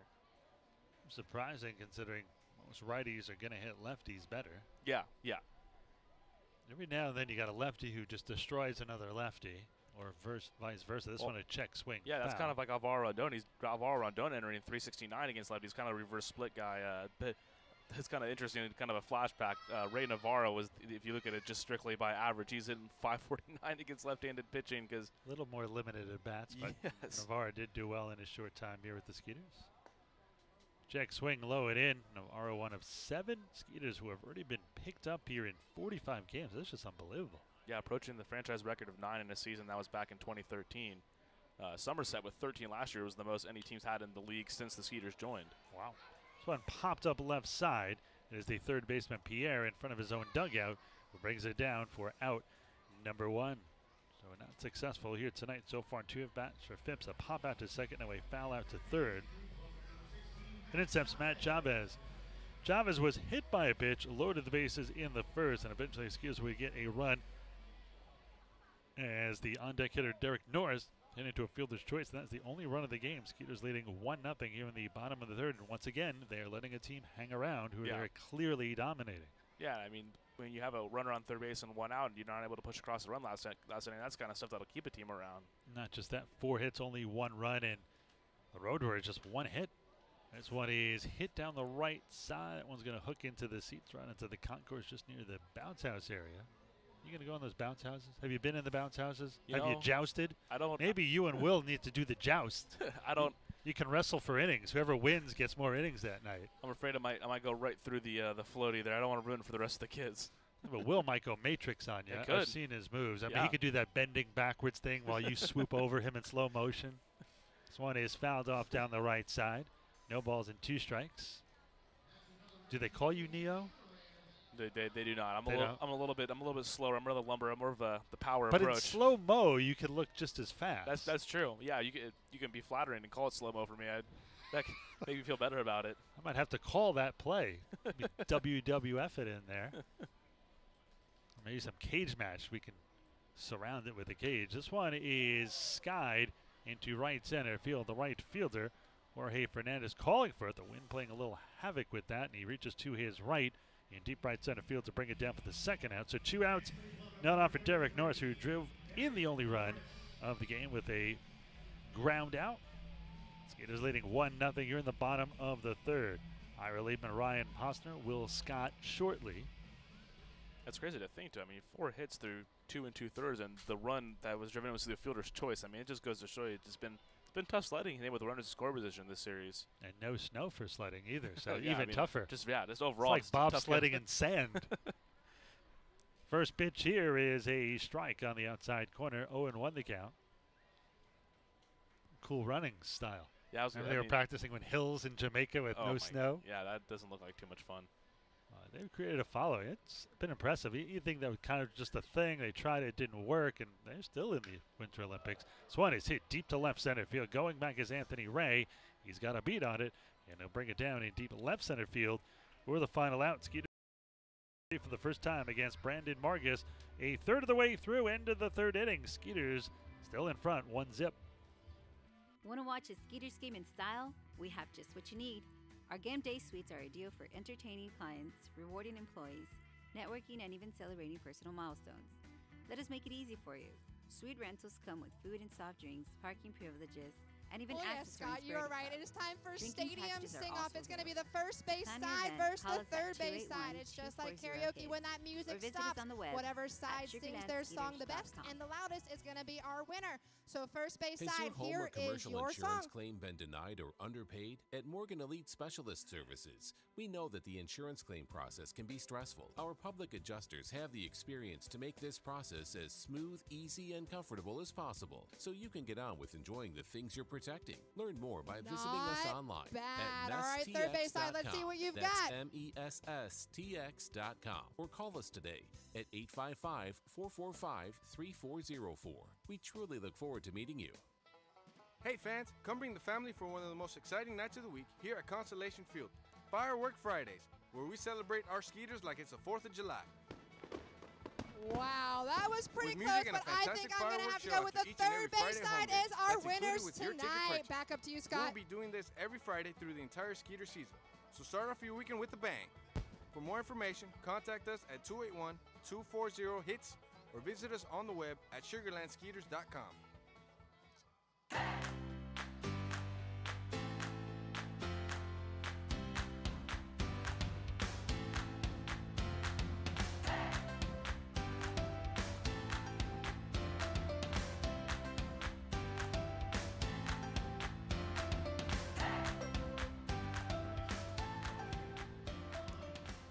Top of the fourth inning. Skeeters still have their starter on the mound, Connor Wade, but I go into my broadcast bullpen. Welcome in Will Scott. Will, how are you today? Doing very well. Enjoying another beautiful night of baseball here in Sugarland. And, you know, weather concerns for Saturday and Sunday's game, so let's enjoy this good weather while we can. And, you know, slight breeze, not too humid out there. But more importantly, I know you saw The Incredibles 2 yesterday. How was it? Give us your Siskel and Ebert review. Bold take. The best sequel in the history of sequels. That's a bold statement. Is that all movies or just cartoon superhero-esque movies? Well, it's Osvaldo Martinez. This one is a strike on the inside corner. 0-1 from Wade. Martinez has grounded out to short. He is 0 for 1. Comes in batting .218, 3 home runs and 11 RBIs. Righty-righty matchup for Wade. This one swung in over the head of Skeeter shortstop Alvaro Rondon and into left field for a base hit. Just the second hit of the night for the Road Warriors. 1 on, none out to start the fourth. And Gustavo Pierre will step in. Pierre has struck out. He's 0 for 1. Pierre came in at .261 with 6 home runs and 12 RBIs. 1 run on 4 hits for the Skeeters. No runs on 2 for the Road Warriors. So far, Wade closing in on 50 pitches at 48 right now. 32 for strikes, 16 for balls. Throws to first. Getting back is Martinez. Martinez has speed, so Wade's smart to keep an eye on him. Even though this is Wade's 5th start, he hasn't thrown more than 79 pitches. That was in his last start at Southern Maryland. This one is hit into right field. Long run by Colin Walsh. He is going to play this on a hop. They're going to throw it into second, but going from first to third is Martinez. And now the Skeeters 1-0 lead in jeopardy with runners on the corners and nobody out. Well, again, Will, they're keeping a team hanging around too long. You beat me to it, Ira. Read my mind right there. You know, we've been talking about that the past several days, that the Skeeters haven't done enough early in the game to put runs on the board, and just like that, back-to-back singles, the Road Warriors have runners on the corners with Ruiz coming up and an opportunity to potentially take the lead or at least tie it. Jose Julio Ruiz, 222, no home runs, 1 RBI. Flew out to center his first time up. If he does it again here, it'd be a tie game. This one a little number towards third, and the runner at third is going to have to hold. Cordero throws it to first. That is a huge out and a rare missed opportunity for the Road Warriors. I mean, all he had to do was ground it into a double play and they have a run, but slow roll it towards third. The runner, Anthony Martinez, had to hold, and now a double play would get the Skeeters out of it. Were you surprised that the Skeeters had the infield back? They were going to concede the run even if they got the double play? Yeah, I was a little bit surprised, I guess that they were fine with, trying to set up a double play. But luckily for the Skeeters, that ball was hit right at Cordero at third base. Martinez really couldn't do anything except stay at third. So runners at second and third, though, for the Road Warriors. Yeah, no double play in order now. Now a ground ball with the infield still back would be a run. First pitch here is a strike at the knees to Geraldo Valentin. The DH has one of the 3 hits that the Road Warriors have. He singled his first time up. He's 1 for 1. Batting from the right side with an open stance. They set up inside, and this one is low and in. 1 ball, 1 strike, 1 out. Skeeters leading 1-0, but that lead in jeopardy with runners on second and third and only 1 away. Martinez at third and Pierre at second. Only sun left on the ball field is on the outfield sides. Again, Norris sets up inside, and this one is hit up the middle. That's going to be a base hit that'll get 1 run in only as the runner at second. Pierre had to hold up, and it is all tied up at 1 apiece. So Valentin now 2 for 2 with an RBI, his 10th of the year. Obviously, Connor Wade has pitched very well thus far, but 3 singles in this inning have gotten the Road Warriors on the board and in business. Still runners on the corners, just 1 out. And this Road Warriors team continues to battle at Constellation Field, putting up yet another fight today. They just tied the game. I had just 1 hit coming into this inning. Now 2 and 3 overall. In steps Jorge Fernandez. Throw to first, just getting back in time is Geraldo Valentin. Take a look at Valentin's numbers. Well, not good in the stolen base department. He has no steals and has been caught 3 times. I'd say he might want to stay put. Skeeters infield still at double play depth. Bottom falls out of this one. No balls and 1 strike to count here. Be interested to see if Valentin tries to swipe second base and possibly get Pierre home. Don't even know if Norris would want to make that throw to second base with Pierre at third. Well, he does have a sinker. Going to need it here to induce a double play. Another throw to first, and just getting back in, standing up. Valentin, kind of a risk to go in standing up. Almost got picked off there. Yeah, that was a lot closer than he thought it was going to be. Wade, a terrific move for a right-hander. Wade from the stretch. The 0-1. This one outside, and you can see Norris is slightly turned in just in case the runner goes. Which would say he's going to throw through. 1 ball, 1 strike, 1 out, 1 in. Tied at 1-1. Runners on the corners here for the Road Warriors. Only 1 down.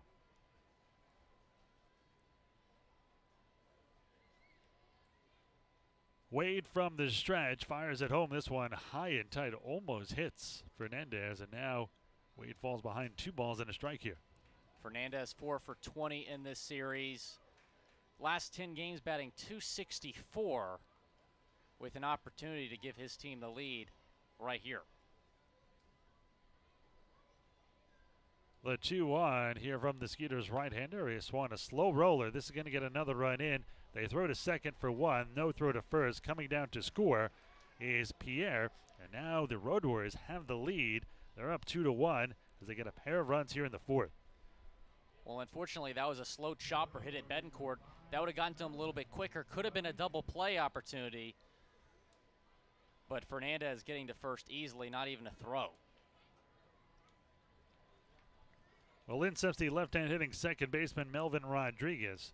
2 in, 1 on, 2 out, 2-1 Road Warriors.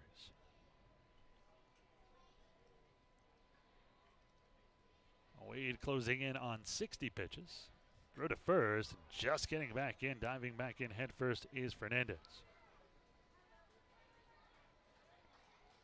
Fernandez this season, stolen 2, been caught 3 times, and I don't know what it is about this team that they don't know the fundamentals of base stealing. They have stolen 22, been caught 21 times. Throw to first, I mean, there's always 1 or 2 guys on a team that they don't have a very good stolen base percentage, but an entire team, I'd give them the red light. I mean, even their leadoff hitter, Osvaldo Martinez, has a 50-50 stolen base percentage, so not great. This one is a slow grounder to second. Betancourt has it. He'll throw it to first. Will do it, but not before 6 men come to the plate. The Road Warriors get a pair of runs on 3 hits, no errors, and 1 man left on base. And now in the middle of the 4th, it is the Road Warriors on top 2-1 here over your Skeeters. Where can you go to beat the heat and enjoy some wonderful shade trees on the finest deck in Fort Bend? The answer is Dry Creek Social Club. They offer a large selection of craft beers, fine wines, and handmade cocktails. Relax and enjoy yourself indoors or outdoors. They also have a large dance floor and feature live music and a great atmosphere. Conveniently located nearby at 3333 FM 359 between the Swinging Door and Pecan Grove. Come on over, 832-471-6668 for more information. Spring Free Trampoline. The perfect way to go outside and be active. Your family will enjoy the thrill of a trampoline that keeps them safe and engaged all year long, right in your backyard. Visit us in Katy or online at www.springfreetrampoline.com. This is my friend Samari, and smart she and safety, is out here celebrating smart her and quality, 11th smart birthday. and innovation. Let's make some noise for Spring her. Free Trampoline. Alrighty, we're gonna sing her happy birthday, but I need your help. So happy birthday to Samari on 3. 1, 2, 3.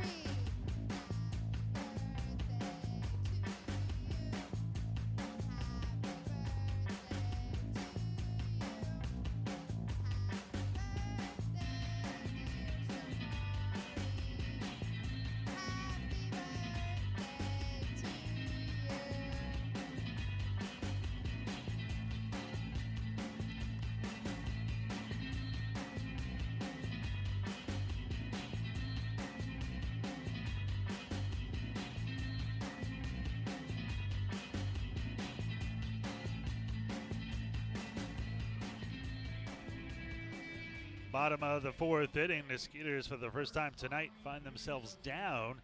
They're down 2-1 here. Sugarland will send up 6, 7, and 8 here. Albert Cordero, Courtney Hawkins, and Colin Walsh.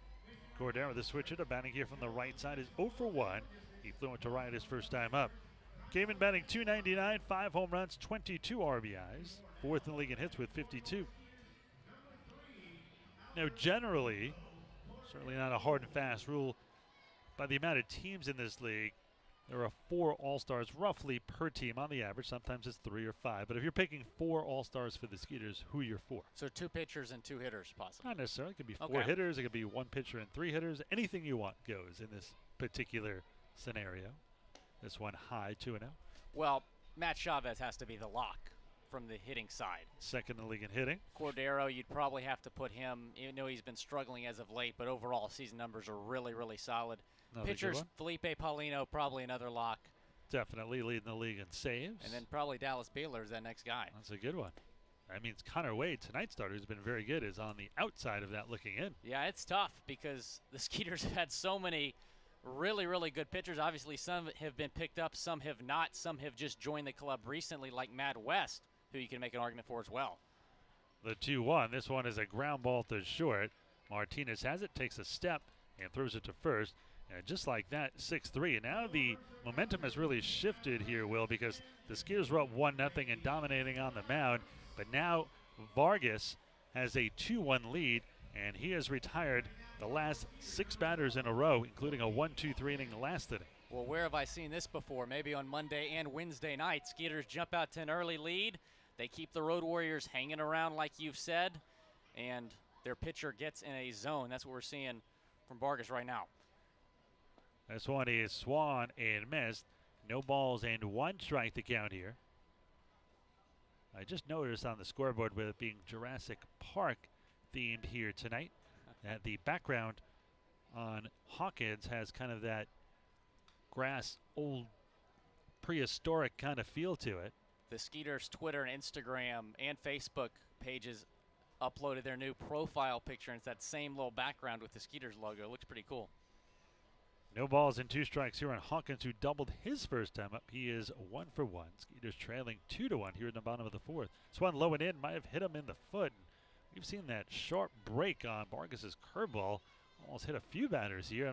Hawkins, another one, somehow got out of the way of that one. Well, Jansanti in the second inning, I was down in the field, could hear him talking to Pete Incaviglia. He thought that he was hit by Vargas, and he had an argument. It looked from my vantage point that he was hit, and then Hawkins looked like he might have been hit right there. The 1-2 to number 1-2. Another sharp bite, waiting on it and sending it down the right side, and that falls in for a base hit. Fernandez was kind of jogging towards the line. I guess he knew from the beginning he wasn't going to get to it. It'll be a single here for Hawkins, so he is 2 for 2. I saw him working very hard in batting practice with Pete Incaviglia. Some of that starting to pay off here. Colin Walsh is 0 for 1. A failed bunt attempt his first time up.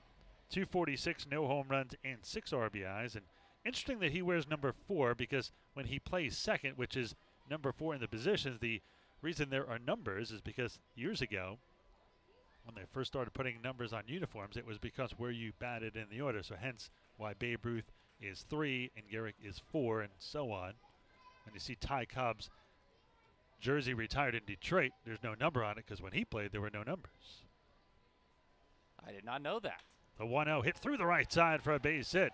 Hawkins will stop at second, and the Skeeters in business here at first and second, and only 1 down for Javier Betancourt, who has a single of his own. He's 1 for 1. Well, it's nice to see the Skeeters responding, especially with the bottom of the order. Courtney Hawkins, Colin Walsh, both struggling coming into this one, but back-to-back singles right there brings up a hot hitter in Betancourt. See what he can do right here. So in steps Javi. Skeeters trailing 2-1. Skeeters are out hitting the Road Warriors 6-4, however. I always say that 3-hit difference when you're trailing usually means you will eventually take a lead. Certainly not a hard and fast rule, and I think they're going to say that, oh, a balk, wow. Didn't see it there. Both runners are advanced, and now a base hit would give the Skeeters the lead back. That's the second balk called on Road Warriors pitching in this series. Kind of a rare thing that you see nowadays. Looked like a quick pitch, and that was the reason for the ruling. Yeah, you have to come set. You have to stop, even if it's for a quarter second, but you have to come to a stop at some point. Now a sac fly would tie it. This one is a grounder towards the left side, and again, the Skeeters cannot get a runner in with less than 2 outs on a runner at third. A ground ball towards short, but the third baseman Pierre cuts in front of him and throws it to first. And now Vargas has a chance to get out of this as we go back to the top of the order with Anthony Jansanti. And the Skeeters really need a 2-out hit here from Jansanti. The momentum is really leaning towards the Road Warriors right now. Well, Jansanti, definitely a guy that can provide that clutch hit. He went 2 for 4 last night after returning to the top of the order, and then 1 for 2 so far tonight. With runners in scoring position and 2 down, he is batting an even 225 at-bats, no home runs, but 7 RBIs, and I think they're going to intentionally walk him here to load the bases and set up the force at each base. That's a little surprising. Now, what they don't know is that they're going for the matchup, the lefty-lefty matchup. Rondon is terrific against lefties, so they may not be aware of that. That's the first walk of the game for Vargas via the intentional pass. You like the move or no? I really don't understand it. Like you said, Rondon's really good against left-handed pitching, also batting .375 in his past 10 games. First pitch to Rondon is low, 1-0, and now on top of that, Vargas has no margin for error. He could not walk Rondon. He has to be very careful. He does not fall behind here. Skeeters with a big opportunity, down 2-1 here in the bottom of the 4th. The bases loaded and 2 down. The 1-0, this one is a slow roller down the first base side. 1 ball and 1 strike. So just to reset, Hawkins is at third, Walsh is at second, and Jansanti, who was intentionally walked, down at first. 2 runs on 4 hits for the Road Warriors, 1 run on 6 hits for the Skeeters. And that 3-hit rule really does make a difference because a base hit here would give the Skeeters the lead. That's one low and away. 2 balls and 1 strike. Here to Rondon. Rondon a bunt single in his first at bat. Grounded out to short his last time up.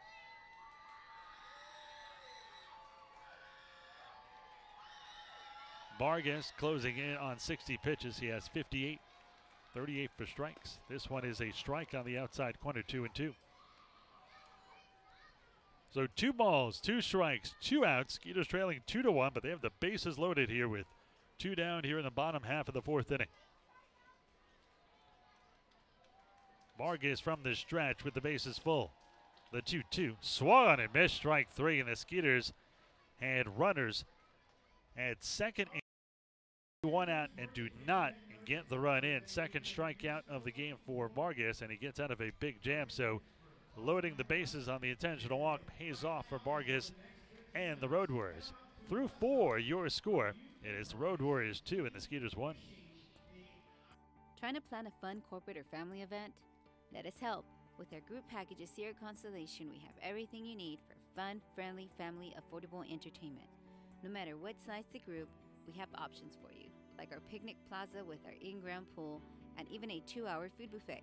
The Skeeters can customize an outing to fit all your needs. To plan your event, call us here at 281-240-HITS. Thanks, Scott. I'm down here with Megan and or log the best on mascot in the Atlantic League. It is SugarlandSkeeters.com. SWATs, and they heard that we're going to have a pretty Sweet crazy 96 launch ball is tomorrow a night. brand new radio station designed just to serve Sugar Land and Fort Bend County. But we can't build the best without your help. Spread the word about our good work, and we'll do the same.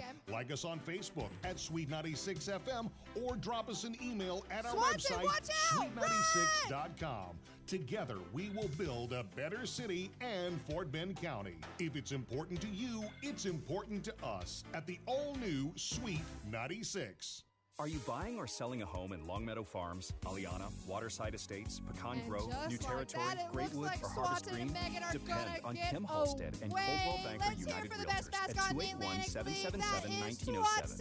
A multi-million-dollar producer and Fort Bend County real estate expert, Kim is uniquely qualified with a proven track record of success and almost 20 years of satisfied customers. Kim Halstead and Coldwell Banker United Realtors, 281-777-1907.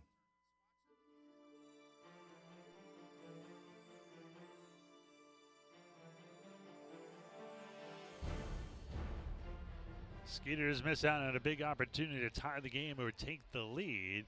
We move to the top half of the 5th, and to will his way through the next few, it is Will Scott. William, it's all yours. Thank you, sir. Skeeters trailing the Road Warriors 2-1 in Game 5 of this 7-game series as the sun starts to set here in Sugar Land, Texas. First pitch on the way from Wade to the catcher, Chris Rivera, is a ball. Rivera on the season batting .211, 4 homers, 11 RBIs. He flew out to right field his first time up. Here comes the 1-0 from Wade. Did he check his swing? He did. Chris Rivera laying off the fastball low from Connor Wade, who surrendered 2 runs in the last inning to give the Road Warriors the lead. Swung on and missed at the 2-0 offering from Connor Wade. Got to keep an eye on his pitch count in this inning. Has not thrown 80 pitches at all this season. Here comes a 2-1. Chopped right at Wade. Easy play for the pitcher for the Sugar Land Skeeters. Over to Chavez for out number 1. So 1 down, that will bring up Cody Bishop, the left fielder for the Road Warriors, striking out his first time up. On the season, batting .158, no homers, and an RBI. Bishop just 6 for 39 to start the season in 10 games with the Road Warriors. And he looks at the first pitch outside for a ball from Connor Wade. Bishop, a Texas native from Mount Pleasant, played college ball at North Central Texas College. The 1-0 from Connor Wade. Down low once again. Skeeters leading 2-1 here in the top half of the 5th inning.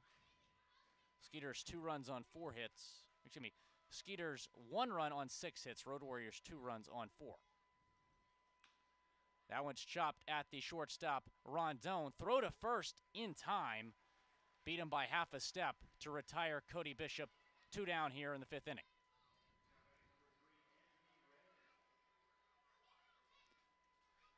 So top of the order now for the Road Warriors. Anthony Ray, the center fielder, comes up. 184 mark on the season, no homers, 9 RBIs. He's 0 for 2 with 2 strikeouts tonight. Wade deals, and he lays down a bunt. The throw to first in time. What a play from Connor Wade, the pitcher, making it look easy right for out number 3. So the Road Warriors, no hits, no runs, nobody left on base. Middle of the 5th, Skeeters trailing 2-1. Every Saturday home game at Constellation Field will feature a giveaway or a post-game concert for fans in attendance. Giveaway nights include such items as hats, Swats and Star Wars bobbleheads, a Tracy McGrady bobblehead, and much, much more. While the post-game concerts feature artist 80s sensation The Spasmatics, country bands with Roger Krieger and Jack Ingram, and even a Jimmy Buffett cover band. For a full lineup, visit SugarlandSkeeters.com for more information. Sugarland Skeeters, it's more than baseball. So there I was, just minding my own business when a hit and run. This guy came out of nowhere, bam, and he just kept going. Thankfully, Texas Farm Bureau Insurance was there with the right auto coverage for how and where I drive. So I was on my way in no time to witness the hit and run that really mattered. You've seen him a lot tonight, but that is my friend Sweet Tea, the T-Rex. Farm It is Bureau. time for Race the Rex, brought to you by McAllister's Deli. Hi, I'm Ira Alrighty, Levy, I have a voice of the contestant Sugarland out there. Skeeters. Join me His name every is Friday Caleb. night He is to hear ready Skeeters to race Baseball Sweet Tea, live but we gotta on give Sweet Sweet Tea a lead. 96, It's tough to run as a Sugarland's only T-Rex. radio station. Alrighty. Listen each Friday night On when the your Skeeters are mark. both at home and Get on the road set. on 96.1 FM for the Friday night game of they the are week. off Follow running the drive all for the the way around 2018 the Atlantic outfield. League Let's cheer 'em on Championship as they run as the out Skeeters there. and Sweet Looks 96 like team up Caleb's for the gonna first time. pass Sweet Tea. It doesn't get any sweeter. And you know what? If Caleb is my winner, I have a Lucky Row that's going to win movie passes to the new Jurassic World movie. That Lucky Row is going to be in section number 8 tonight, and looks like he's going to win. All right, section 8, we might be coming for your row. Back up to you, Scott.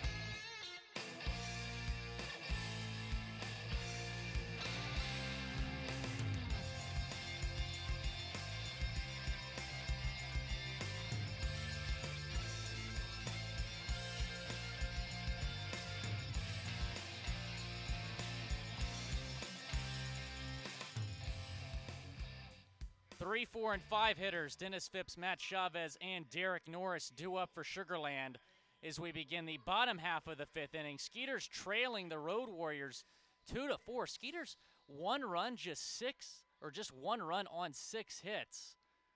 Have not been able to take advantage of opportunities. Left the bases loaded last time around as Dennis Phipps looks at ball 1 from Brandon Vargas, who has pitched a gem. Allowed 1 run in the first inning and has been scoreless since.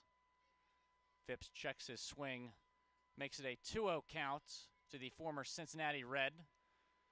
3 for 18 in this series for Dennis Phipps, batting .371 his last 10 games. And it's already a 3-0 count to the designated hitter. Phipps transitioning between DH and right field. He's actually played pretty well in right field. The 3-0 on the way to Dennis Phipps is looked at for a strike on the outside corner. Phipps' last affiliate action was in 2014 with the Charlotte Knights, the AAA affiliate of the Chicago White Sox. The 3-1 to Phipps is a ball. Looked like it hit that same spot, but just misses outside.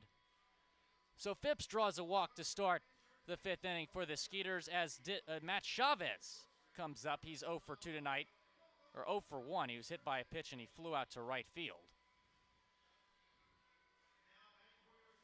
349 on the season. He's second in the Atlantic League in hitting and tied for 3rd in on-base percentage with a .417 mark.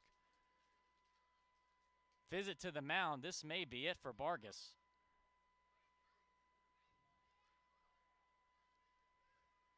Would you be surprised if they decided to it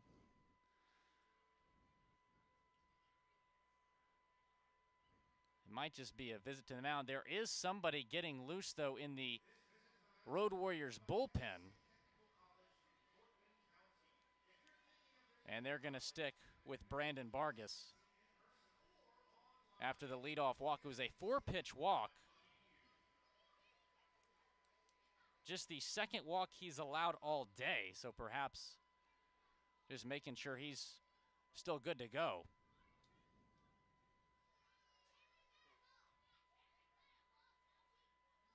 Chavez steps in here with no outs. Dennis Phipps at first base. Swings at the first pitch, and it gets by the third baseman, Pierre. Rounding second is Dennis Phipps. Rounding first, Matt Chavez. Dennis Phipps is going to come all the way home, and he is safe. No throw. They had some trouble with that ball in the corner of left field, and the Skeeters have tied the game. It'll be interesting to see how they rule this. Perhaps a single and an error, but that was a sharply hit ball from Matt Chavez. That'll be a double all the way. Maybe an error. Couldn't see a left fielder as the grandstand was blocking it. Don't know if he dropped the ball that allowed Phipps to score. It'll probably be a double and an E7 because he had stopped at third. Derek Norris up, nobody out. Runner in scoring position in Matt Chavez. Pierre made a diving attempt at that ball, just got past him, goes all the way to the corner in left field. Dennis Phipps, how about that speed from the big guy? Rounding second, rounding third, coming home to score the tying run. Derek Norris fouls the 1-0 off in the right field bleachers. 1 ball, 1 strike to the Kansas native, Derek Norris, who is 4 for 18 in this series. Originally drafted in the 4th round of the 2007 MLB draft by the Nationals. The 1-1, a little bit upstairs for a ball.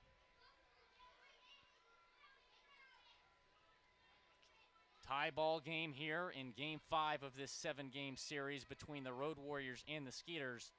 Skeeters just tying the game on Matt Chavez's double. The 2-1 from Vargas. It's down low once again, so Vargas perhaps having some control problems as the Road Warriors pin still getting loose. Vargas just trying to get through this inning. 2-2 game between the Skeeters and the Road Warriors. Derek Norris awaits the 3-1 pitch. And he draws a walk. The Atlantic League walk leader drawing his first walk of the game and the third from Vargas. Still nobody out, 2 runners on for Sugarland, and this will be it for Vargas. Ellie Rodriguez coming out to the mound. Update the scoring play. That's going to be a double all the way and an RBI, so no E. So that's it for Vargas. 4 innings, 4 hits, and 2 runs. We'll tell you about the new Road Warriors pitcher when we return here from Constellation Field. Has your home or commercial insurance claim been denied or underpaid? At Morgan Elite Specialist Services, we know that the insurance claim process can be stressful. Our public adjusters have the experience to make this process as smooth, easy, and comfortable as possible, so you can get on with enjoying the things you're protecting. Learn more by visiting us online at messtx.com. That's MESSTX.com. Or call us today at 855-445-3404. We truly look forward to meeting you. Every Saturday home game at Constellation Field will feature a giveaway or a post-game concert for fans in attendance.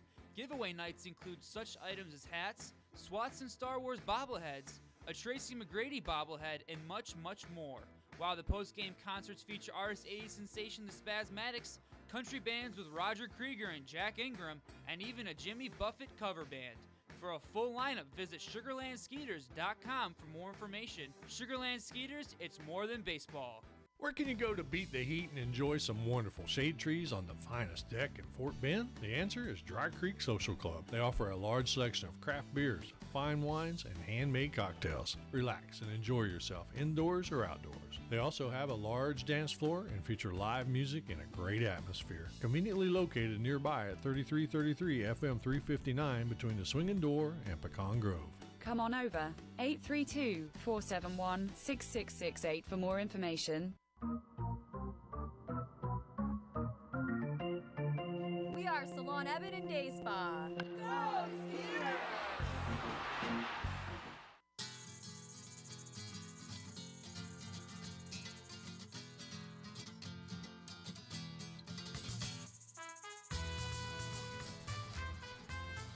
Well, new pitcher on the hill is the 31-year-old right-hander, and that is Michael Lee. We've seen him in this series once before. He's a big boy. Number 22 is 6'7", 220 pounds from the Washington area. He's been as high as AAA, pitched for New Britain earlier. Take a look at his numbers this season. Lee, so far this season, no record, no ERA. He's played in just one game, the game we saw him the other night on the 12th in the 3-0 Skeeters shutout. He went 1 inning, 1 hit, 1 walk, struck out 1, faced 5 hitters. Albert Cordero now batting for the Skeeters. Still nobody out here in the bottom half of the 5th inning. Skeeters have tied the game here in this frame. We're down 2-1, now it's 2-2. Still in business with Albert Cordero coming up to the plate. 299 on the season, 5 homers, 22 RBIs for the catcher slash third baseman. He's at third base tonight. He looks at ball 1 from Lee. Give you the numbers on Vargas. Not final with the runners on first and second. His responsibility still. 71 pitches, 43 for strikes. He goes 4 innings, 7 hits, 2 runs, both earned, 2 walks, and 2 Ks. Cordero just 1 for 16 in this series. Trying to get something going.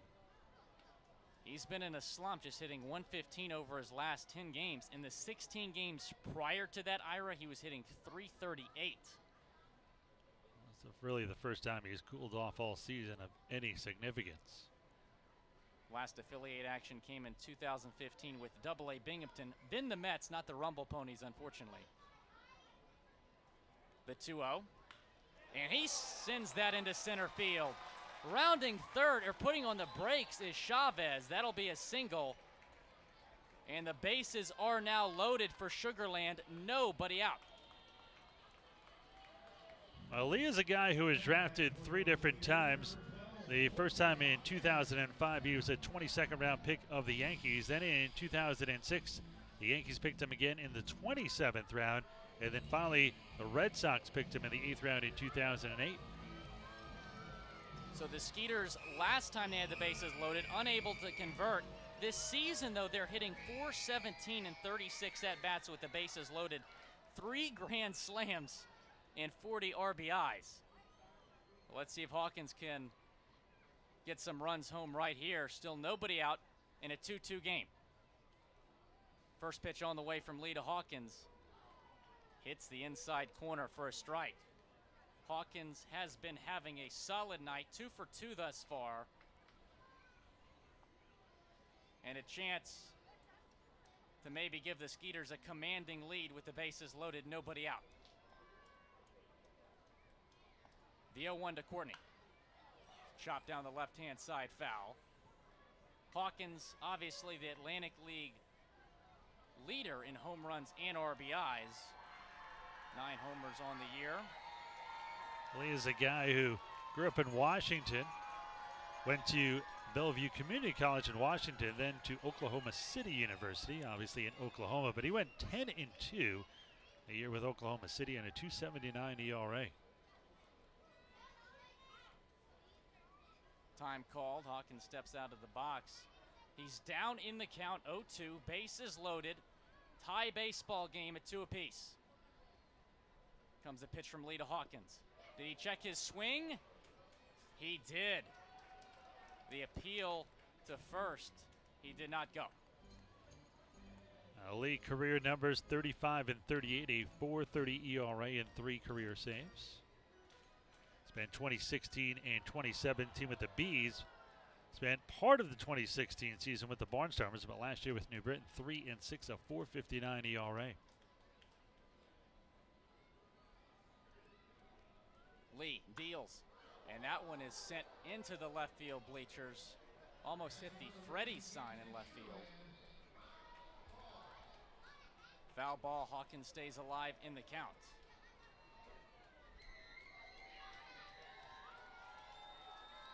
Last affiliate action for Lee came with the New Hampshire Fisher Cats.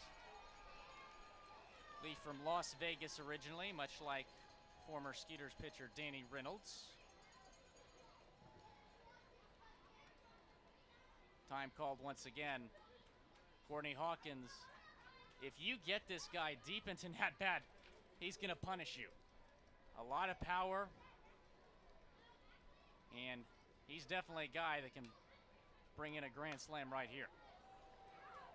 Fouls that one off toward the Road Warriors dugout. Bases loaded. Skeeters and the Road Warriors tied at 2 apiece. The series also tied at 2 apiece. In what's a really crucial series for Sugarland as they're trying to gain ground with Lancaster in the division race. Hawkins, he is 1 for 2 at the bases loaded, 3 RBIs. The 1-2 to Hawkins. Swung on and missed. Strike 3 called. First strikeout for Lee. And there's now 1 down for Colin Walsh. Walsh on the season batting .246. No homers and 6 RBIs. He's just 8 for 37 since returning from the disabled list. That's a .216 average. However, in this series, he's 4 for 10. He singled earlier in this one his last time up. Grounded out his first time up. He's 1 for 2 tonight. Bases still loaded, 1 out. First pitch on the way from Lee to Walsh. Just missed. Maybe a tad outside there on the pitch from Lee. Walsh playing right field tonight for just the 2nd time this season. Normally the 2nd baseman for this Skeeter team. Betancourt at 2nd base tonight. Swung on and missed at the fastball from Lee. Walsh played 34 games for the Astros organization last season, 22 for the Fresno Grizzlies, and 12 with the Corpus Christi Hooks. The 1-1 to Colin. Way outside for a ball. 2-1 count.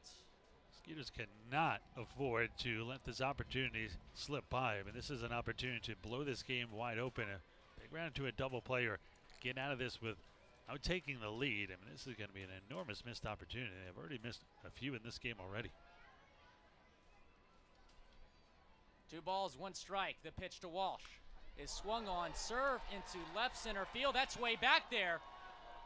Getting under it is the left fielder Bishop. Tagging is Chavez, and the Skeeters score a run. Is he out at 2nd base? No, he is not. So the Skeeters, now it's runners at 2nd and 3rd base. Chavez scores on the sacrifice fly from Colin Walsh. Sugarland up 3-2. Yeah, that was not the wisest move by Cordero. I don't know if the run would have counted if Cordero got nipped at 2nd there. It would have been very close. Walsh sent that one all the way near the warning track. Rarely do you see on a sac fly with the bases loaded, everybody moving up. So that'll bring up Kyle Kubica, who is hitting, I believe, for Javier Betancourt.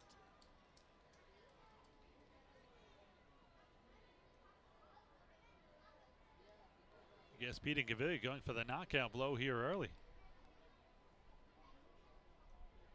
More than likely, Kubica will take over in right field, and Walsh will move to 2nd base for Betancourt. Kubica on the season, .240 average, 6 home runs, 27 RBIs. Swings at the first pitch, sends that one into left field. Getting under it is Bishop. And making the catch is the left fielder for the Road Warriors. Skeeters, though, get 2 runs on the board to take the lead, 3-2 after 5 innings. The Skeeters leading the Road Warriors. Where can you go to beat the heat and enjoy some wonderful shade trees on the finest deck in Fort Bend? The answer is Dry Creek Social Club. They offer a large selection of craft beers, fine wines, and handmade cocktails. Relax and enjoy yourself indoors or outdoors. They also have a large dance floor and feature live music and a great atmosphere. Conveniently located nearby at 3333 FM 359 between the Swinging Door and Pecan Grove. Come on over, 832-471-6668 for more information. What does it take to rebuild trust? At Wells Fargo, we've been thinking about that a lot lately. For us, it begins with a renewed commitment to our customers, fixing what went wrong, making things right, working with more transparency and higher accountability, and reinventing how we serve you. It's a new day at Wells Fargo, but it's a lot like our first day. Wells Fargo, established 1852, re-established 2018. Wells Fargo Bank N.A., member FDIC. Trying to plan a fun corporate or family event? Let us help. With our group packages here at Constellation, we have everything you need for fun, friendly, family, affordable entertainment. No matter what size the group, we have options for you, like our picnic plaza with our in-ground pool and even a 2-hour food buffet. The Skeeters can customize an outing to fit all your needs. To plan your event, call us here at 281-240-HITS or log on to sugarlandskeeters.com.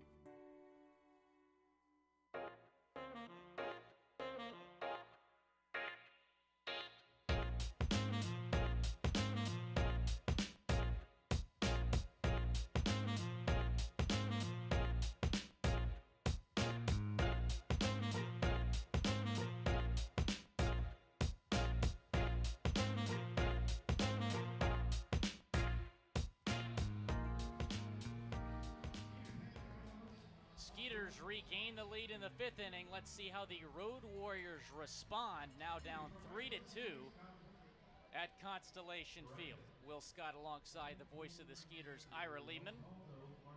Osvaldo Martinez will lead things off for the Road Warriors, the 2-hole hitter tonight. Batting .218 on the season. And looks at strike 1. Were you surprised to see Kubica subbed in for Betancourt right there? Because as of late, Betancourt's been the better hitter. You know, Kubica, of course, with, one swing of the bat, he can change the complexion of this game. Betancourt can't. But I'm surprised this early in the game to see a pinch hitter in the 5th. I mean, usually later in the game, scores close, so you want to, add some insurance. Then you go to that. But maybe there is an injury or something we didn't see. Or maybe Pete just wanted to try to go for the knockout blow, and the Skeeters have been scrapping for runs. I mean, despite, having double the hits of this team, they're out hitting the Road Warriors 8-4. They're only up 3-2.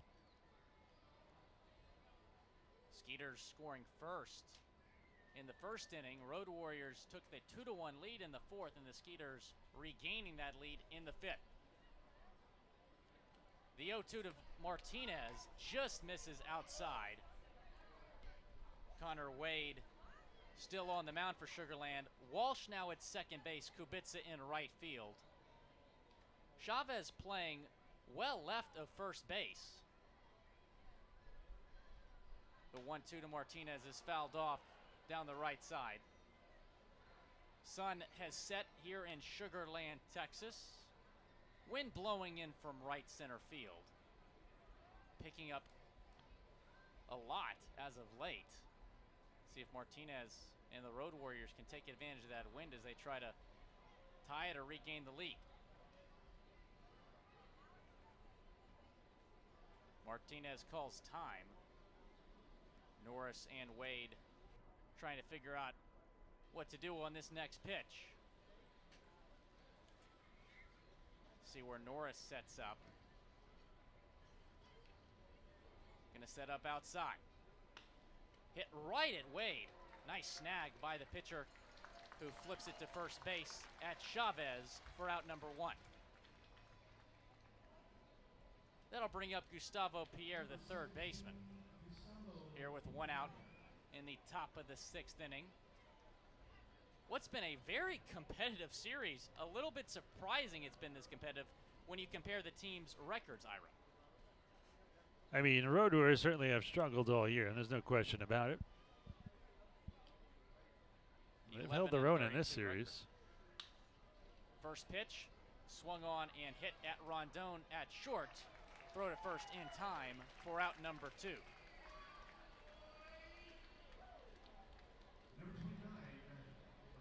That'll bring up Jose Ruiz, the first baseman, with 2 outs here in the 6th inning. Skeeters leading 3-2. 3 runs on 8 hits for Sugar Land.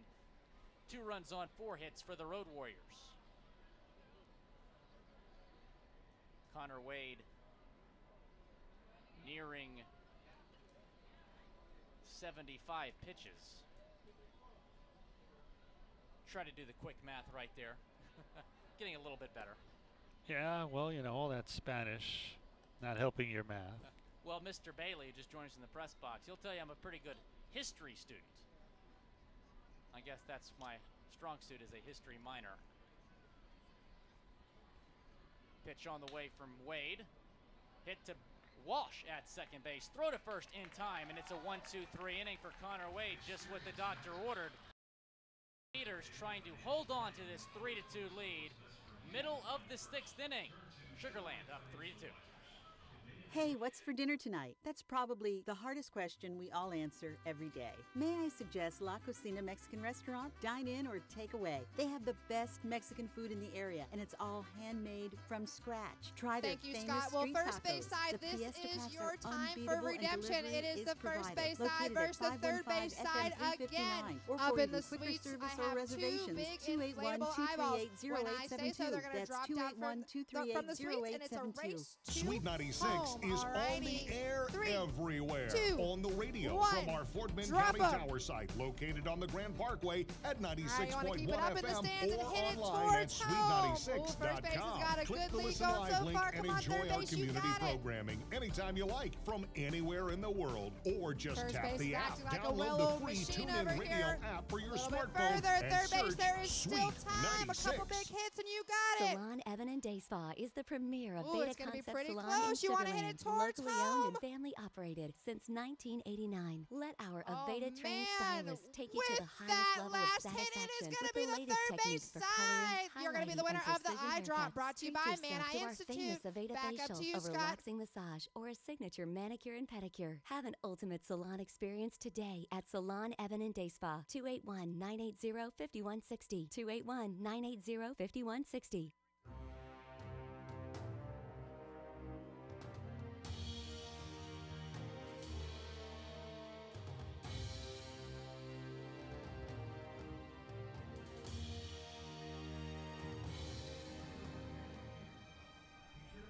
Well, the Man Eye Institute and Laser Center eye drop race happening now at Constellation Field, and it's been another eye-popping performance from Connor Wade.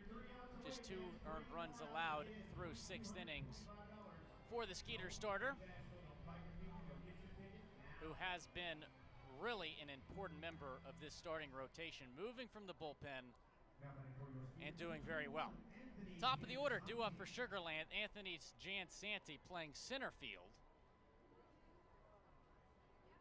Steps in the box and looks at the first pitch for a ball from Lee.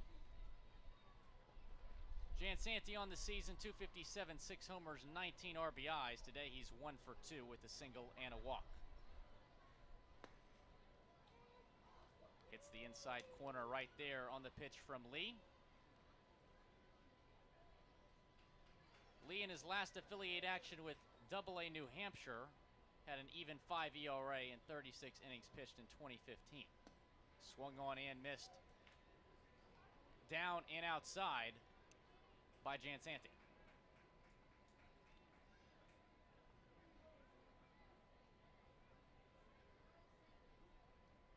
Jansanti hitting just 189 over his last 10 games.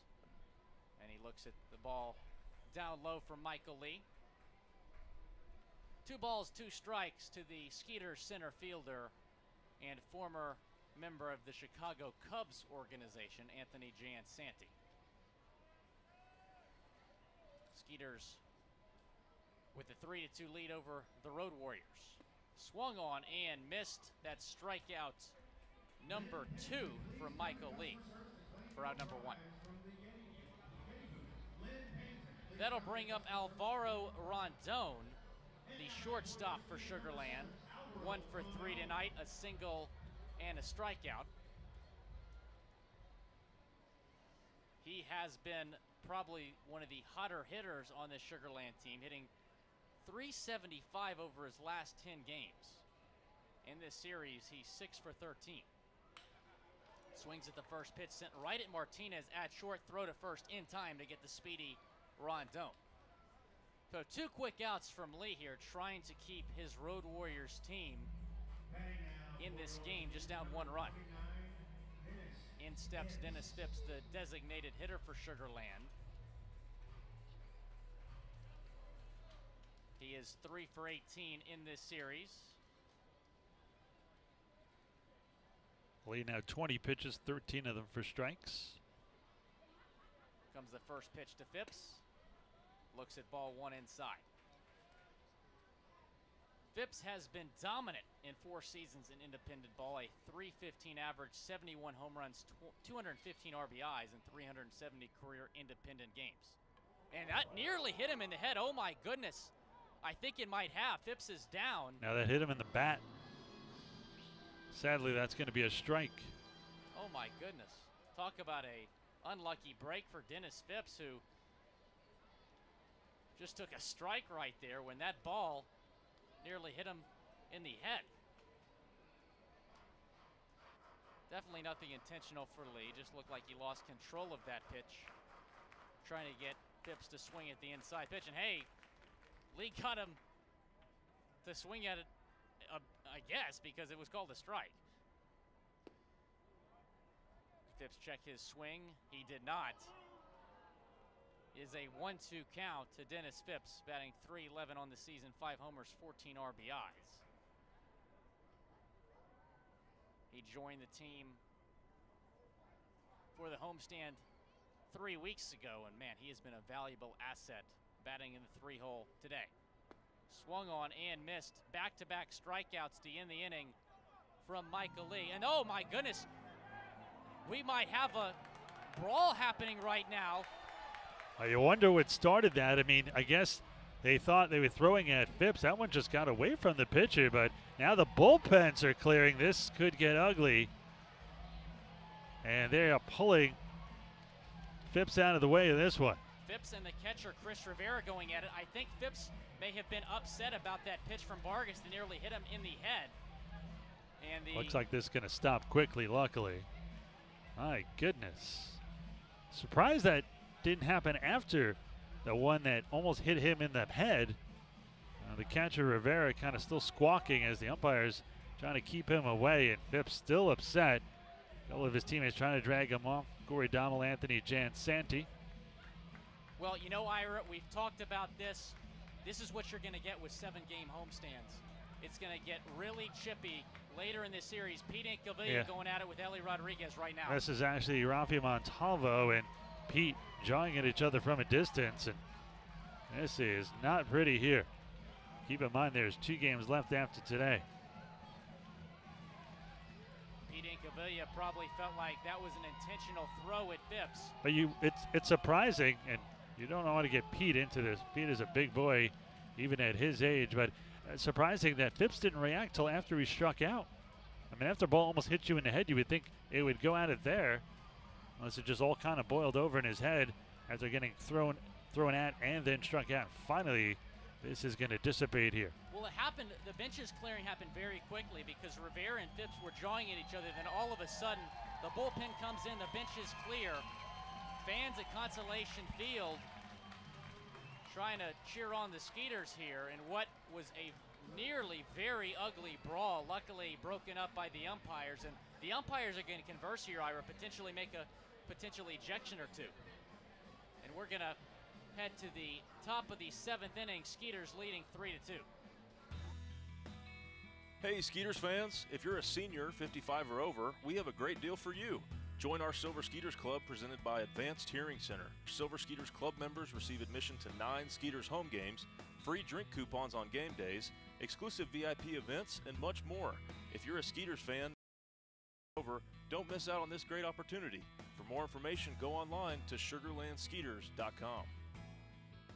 Thanks, Scott. Well, I'm down here with Carson, and he is the ready National to Baseball show Hall us of Fame his and speed Museum the in Texas Cooperstown. Matchmaker Stolen Relive Base Race. baseball's Carson, there is greatest a base moments, out there in connect the with the outfield. national I'm gonna give you pastime, 30 and seconds honor to the go down and all-time steal it and greats bring of it the back to game. me. Plan Let's your put the family countdown up visit on the board. today at baseballhall.org. 3, 2, 1, go.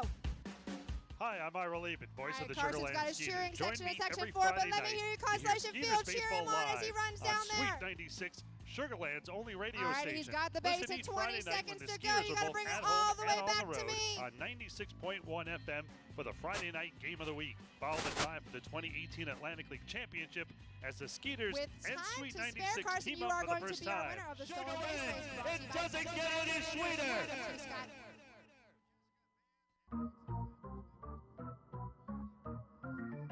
We are La Casina. Go Skeeters!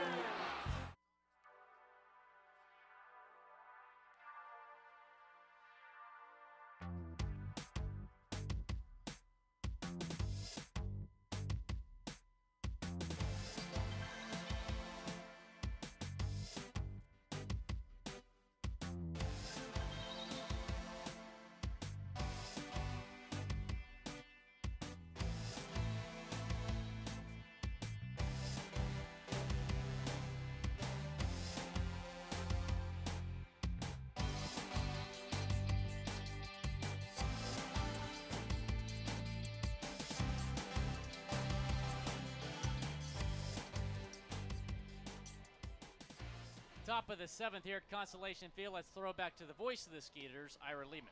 Thank you very much, Will. Oh, Skeeters leading 3-2, and that did not look pretty at the end of the 6th. A bench clearing and bullpen clearing near brawl. This one is served into left center field. That's going to be a base hit here. Well, the first batter against Skeeters right-hander Connor Wade. Aldo Valentin gets a hit that ends the string of 6 straight retired by Wade. And now Valentin is a perfect 3-for-3 all singles with an RBI. Jorge Fernandez will step in. He grounded out to short and hit it to a fielder's choice but drove in a run. Skeeters leading 3-2, but I have a feeling we have not seen the last of these seesaw battles here tonight. So in steps the left-hander hitting Jorge Fernandez, who comes in at .254, 3 home runs and 7 RBIs. Norris comes up ready to throw down to second as Valentin started and stopped. 3 runs on 8 hits for the Skeeters, 2 runs on 5 for the Road Warriors. It'll be interesting to see how the Skeeters retaliate. Connor Wade, I don't expect him to throw to anybody. He's a class guy, professional. Throw to first, getting back in, standing up here is Geraldo Valentin. Well, as you remember, Ira got very chippy in the series against Southern Maryland a couple homestands ago. And the Skeeters obviously winning the last couple games of that series. And Anthony Jansanti telling me that's how they want to retaliate, by putting up a lot of runs, not by throwing at players. This one a strike at the bottom of the zone. 1 ball and 1 strike to count. Sometimes you see retaliation during the same game, maybe a few days or the next game, sometimes later in the season, sometimes not at all. Throw to first. Wade keeping Valentin close at first base. Wade nearing the end of his night. Right now has 79 pitches, which ties his season high in his last start. This is pitch number 80, and this one is low 2-1. No action in the Skeeters pen yet. Looks like somebody is starting to throw now.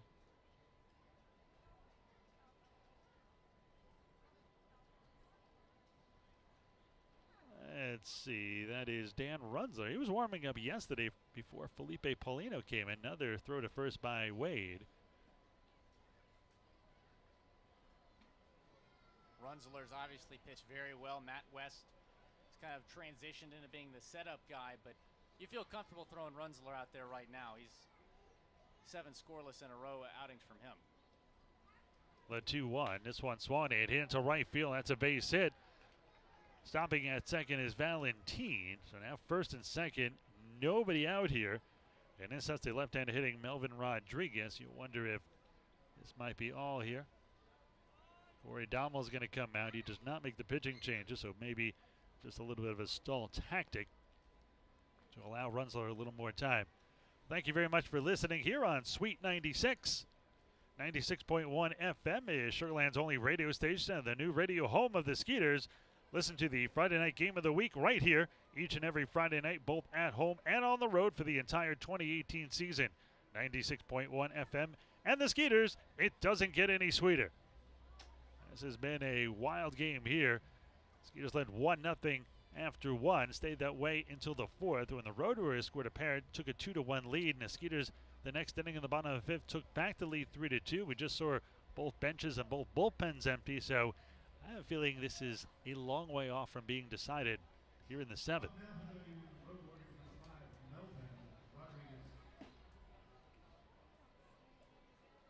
They're going to change first base coaches here. Melvin Rodriguez has struck out and grounded out to second. Rarely do you see between innings or during an inning pinch hitting first base coaches. I guess whatever works to try to regain the lead. It's Alfredo Silveira, so he might come in and pinch hit here at some point. Squaring to bunt here, and a good one is Melvin Rodriguez. The only play is at first. The sack goes down 5-3. Now a base hit could give the Road Warriors back the lead. Let's see if Wade stays in here or not now. Well, Rivera 2 for 8 in this series. Both of his hits were home runs that both came on Monday night. He was the player of the game. Instrumental part of that opening win for the Road Warriors.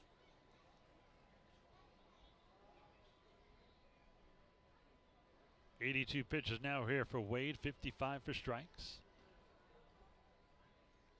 First pitch here, a fastball that misses outside. 1 ball and no strikes here on the catcher, Chris Rivera. Rivera 221, 4 home runs, 11 RBIs. Skeeters leading 3-2 here in the top half of the seventh. The 1-0. This one a fastball strike on the outside corner. So 1 ball, 1 strike, 1 out. Skeeters leading by 1, 3-2, but the Road Warriors have 2 on, runners on second and third. Valentin at third, and Fernandez at second. Skeeters with the infield back, I should say short and second back. At third, Cordero, and at first, Chavez, even with the bag. And now Norris is going to go out and speak to his pitcher. Reggie Liggins, the home plate umpire, will follow him like a detective. Of course, I'm sure they will signal this is not a visit to the mound, and of course they do. On the Road Warriors here, I consider trying a bunt down the right field line. There's a big gap between Chavez and first base. Chavez playing in, though, a little bit. But Chris Rivera just 2-11 on the season. It'll be interesting to see if the Road Warriors try to take the lead right here or just try to tie it. He set up inside the 1-1. Is swung and hit out to left field. The low sinking line drive will fall in for a base hit. They're going to wave both runs home. Nope, they're going to hold up the second run. Scoring easily here is Valentin, and we're all tied at 3-3. Back and forth we go. Skeeters taking the lead. Road Warriors taking the lead. Skeeters regaining the lead. And now a tie game. Rivera with the single. Still only 1 away. A sac fly would give them the lead as Cody Bishop is due to hit. But before that happens, Pete Incaviglia is going to go to his bullpen here. A very slow, methodical walk here by Pete. Don't really need to stall. Runzler was warming up for quite some time. So Pete will take the ball from Wade. We'll get a new pitcher. We'll tell you all about him when we return. Brand new ball game, 3 apiece. Has your home or commercial insurance claim been denied or underpaid? At Morgan Elite Specialist Services, we know that the insurance claim process can be stressful. Our public adjusters have the experience to make this process as smooth, easy, and comfortable as possible, so you can get on with enjoying the things you're protecting. Learn more by visiting us online at messtx.com. That's MESSTX.com. Or call us today at 855-445-3404. We truly look forward to meeting you. Hi, I'm Ira Laban, voice of the Sugarland Skeeters. Join me every Friday night to hear Skeeters baseball live on Sweet 96, Sugarland's only radio station. Listen each Friday night when the Skeeters are both at home and on the road on 96.1 FM for the Friday night game of the week. Follow the drive for the 2018 Atlantic League Championship as the Skeeters and Sweet 96 team up for the first time. Sugarland, it doesn't get any sweeter! Spring Free Trampoline. The perfect way to go outside and be active. Your family will enjoy the thrill of a trampoline that keeps them safe and engaged all year long, right in your backyard. Visit us in Katy or online at www.springfreetrampoline.com. Smart in safety, smart in quality, smart in innovation. Spring Free Trampoline.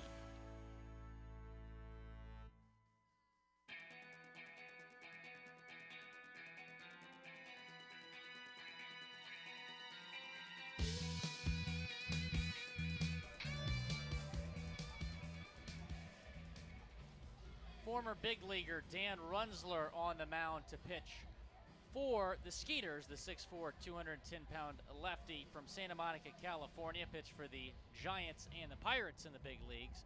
4.11 ERA on the year in 19 games, 15 and a third innings pitched. He's allowed 7 earned runs on 18 hits, and he has struck out 15 batters. That ERA, though, a little bit deceiving, Ira.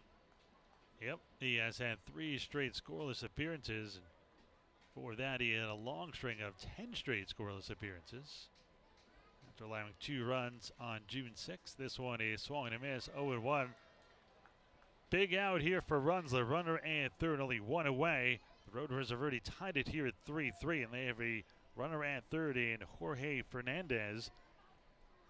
With only 1 down to a sac fly with time. The Skeeters are going to concede the run. Short and second are back. This one is slammed deep down the right side, way foul. No balls and 2 strikes to count.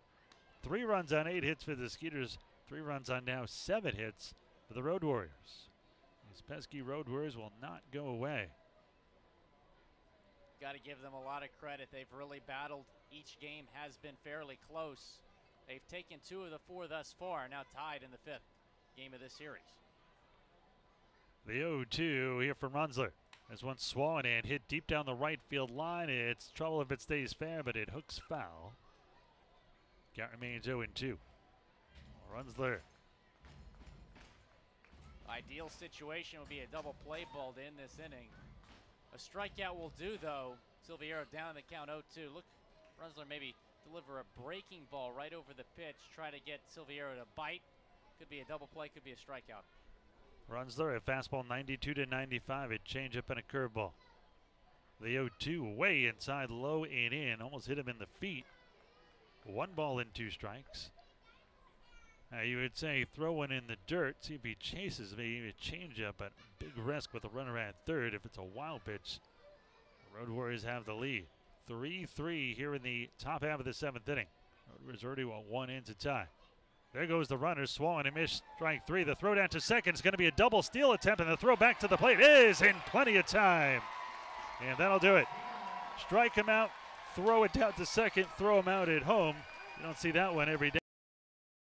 Now it's still tied, 3-3, middle of the 7th inning stretch time. Get your peanuts and Cracker Jacks. I do care if you never come back here in a moment. Skeeters fans, end your weekend with Skeeters baseball at Constellation Field for Sunday Fun Day. We have something for everyone. Play catch in the outfield, and your favorite Skeeters players will be signing autographs before the game. Also, after the game, all kids will be able to run the bases. Constellation Field has everything you need for a fun, family-friendly, affordable day at the ballpark. For For more information, contact us at 281-240-HITS or visit us on the web at sugarlandskeeters.com. So there I was, just minding my own business when a hit and run. This guy came out of nowhere, bam, and he just kept going. Thankfully, Texas Farm Bureau Insurance was there with the right auto coverage for how and where I drive. So I was on my way in no time to witness the hit and run that really matter. Now that's a moment worth covering. 877 Farm Bureau. Every Saturday home game at Constellation Field will feature a giveaway or a post-game concert for fans in attendance. Giveaway nights include such items as hats, Swats and Star Wars bobbleheads, a Tracy McGrady bobblehead, and much, much more. While the post-game concerts feature artist 80s sensation The Spasmatics, country bands with Roger Krieger and Jack Ingram, and even a Jimmy Buffett cover band. For a full lineup, visit SugarlandSkeeters.com for more information. Sugarland Skeeters, it's more than baseball. Let me hear you. Going loud. A 1, a 2, a 3. Take me out to the line. Take me out to the line. Buy some peanuts and crackers and I don't care if I ever live back or it's root. Let's root for the party. If they don't win, it's a shame. For it's 1, 2, 3 strikes away. I hope you're all stretched out. We have a tie ball game. Skeeters will try to unlock that tie here at 3-3 by sending up the meat of the order 4, 5, and 6. Matt Chavez, Derek Norris, and Elmer Cordero. Chavez has been hit by a pitch. He has flatted to right, doubled, and drove in a run last time up. First pitch here by Michael Lee is swung and grounded foul. Right in front of the Road Warriors dugout on the left side. Chavez, 349, 2 home runs, 27 RBIs coming in. He's 7 for 15 in this series. Really doing well and trying to get things started here for the Skeeters in the bottom of the 7th. The 0-1, swung and slash foul, upper deck right side. No balls and 2 strikes here on Matt. It's really remarkable, Ira, that when you look at Chavez's independent stats, in 4 season independent ball, he has a .350 batting average, 80 home runs, 321 RBIs in 338 games. He's been consistent everywhere he's gone, and career batting average of .350 in independent leagues. He's now batting .349 for the Skeeters. Call that consistent if you want. The 0-2 is hammered to center field, but right after center fielder Ray will haul in the hard line drive for out number 1. And Lee, who came in the 5th inning, his first full inning of work last inning, 1-2-3, the first batter here, so he has now retired 6 straight. Well, this is good news for the Road Warriors because Michael Lee only threw 1 inning in his first game with the team. Maybe he's establishing himself as the long reliever, which is something this team really needs.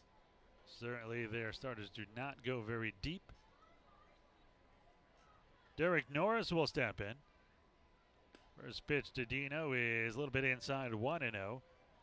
Norris 0 for 2 with a walk and an RBI. He has grounded out and flied out.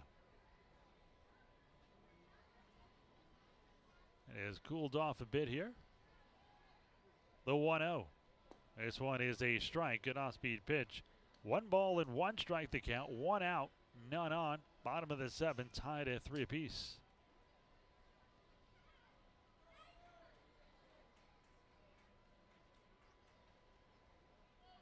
The right-hander Lee winds and deals the 1-1, and this one is crushed deep to left field, back to the track, to the wall, and he got it all! Home run for Derek Norris, his 4th of the year, and the Skeeters take a 4-3 lead. For Norris, RBI number 20, and what a spot to get it. Dino goes downtown. Norris Rex at his finest. How about that? Derek Norris starting to get it together in this series. 4 for 16 coming in. and he had just had a no-doubter over the left field wall into the picnic plaza. And back and forth we go here, Ira, once again. Well, this really changes the scene for the Skeeters, because now you can warm up Matt West and Paulino, have them string together 6 outs, and those guys haven't allowed a hit in a while. This one is fouled off the mask of the catcher, Chris Rivera. So both teams answering here in the 7th. The Road Warriors tied at 3 in the top half of this inning, and thanks to Norris's home run, the Skeeters answer right back like a spoiled kid and take the lead 4-3. The 0-1 here to Cordero. This one outside. 1 ball, 1 strike, 1 out, 1 in. Skeeters leading by 1, 4-3.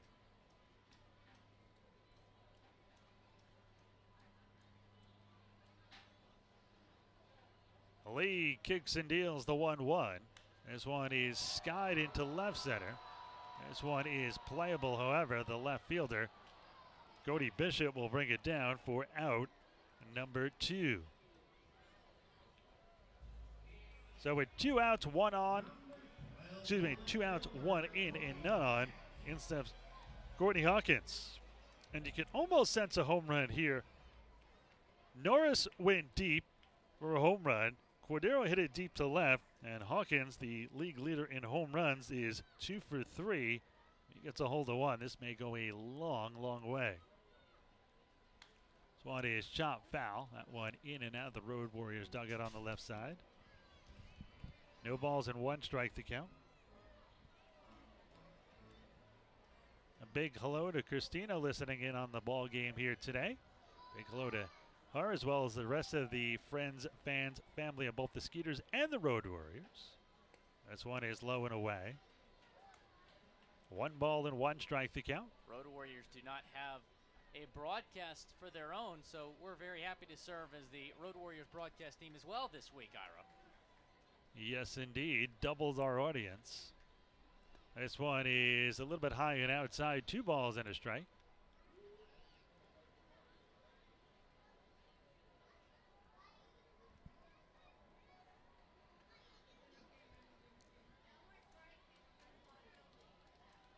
The 2-1 here from Lee. This one is foul down the left side. So 2 balls, 2 strikes, 2 outs, none on. Skeeters with 1 in on the Norris home run. They're leading 4-3. Well, before the game in batting practice, Juice was working with Courtney Hawkins on his inside pitches, because Courtney Hawkins this season has just kind of been getting jammed on those inside pitches. But whatever Juice did with Courtney's really working, because he's 2 for 3 tonight, Ira. Surprise, surprise. Matt West and Felipe Paulino starting to stretch out. The 2-2. This one hits Hawkins in the back. This could get ugly quickly. Reggie Liggins jumps out in front of Hawkins quickly to make sure nothing happens. Give Hawkins credit keeping his composure. Flips his shin guard away, and 1 in the middle of the back between the numbers is always nothing but intentional. Here comes Rafi Montalvo, the pitching coach here for the Road Warriors. That might be all for Lee. He has allowed the home run, a long fly, and now hits Hawkins. Especially considering what happened earlier in this game. That was 100% intentional for Michael Lee. Credit Hawkins, didn't charge the mound, kept his composure.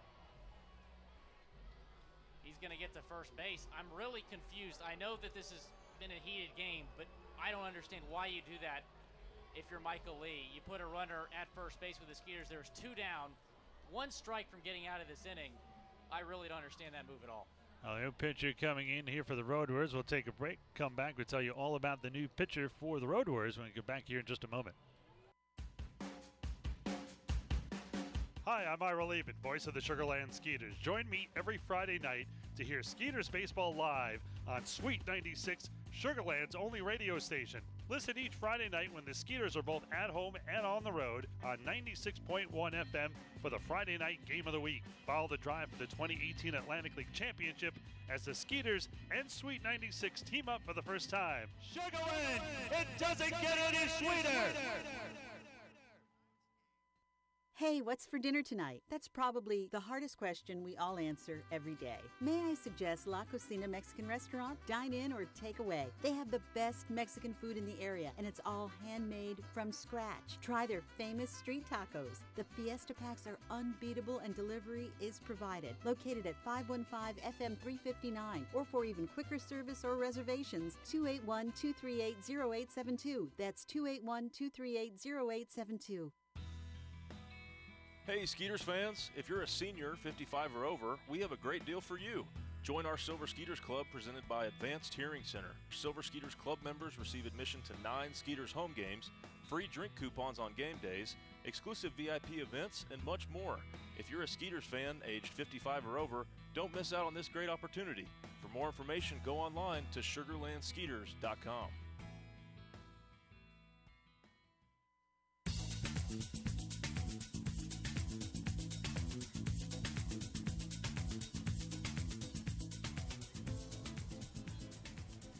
Well, things have certainly gotten a little bit chippy. Michael Lee out of the game after he just pegged Courtney Hawkins. Enter Luis Cruz, the 5'9", 205-pound lefty from Puerto Rico. Reached AAA in affiliated ball this season for the Road Warriors. He's been dominant. The 108 ERA, 25 innings pitched. He's only allowed 3 earned runs on 4 hits, and he's struck out 28 batters. One of those runs were a few nights ago in the Skeeters' 4-3 win. He went 2 innings on June 11th. 1 run, 2 hits, no walks, 3 strikeouts, faced 8 hitters.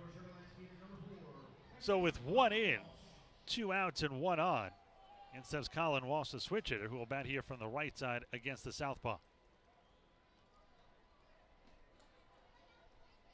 Cruz looks at first. Hawkins not a ton of speed. If he wants revenge, it's not going to be on the base pass. This one a strike on the outside corner. 0-1 the count.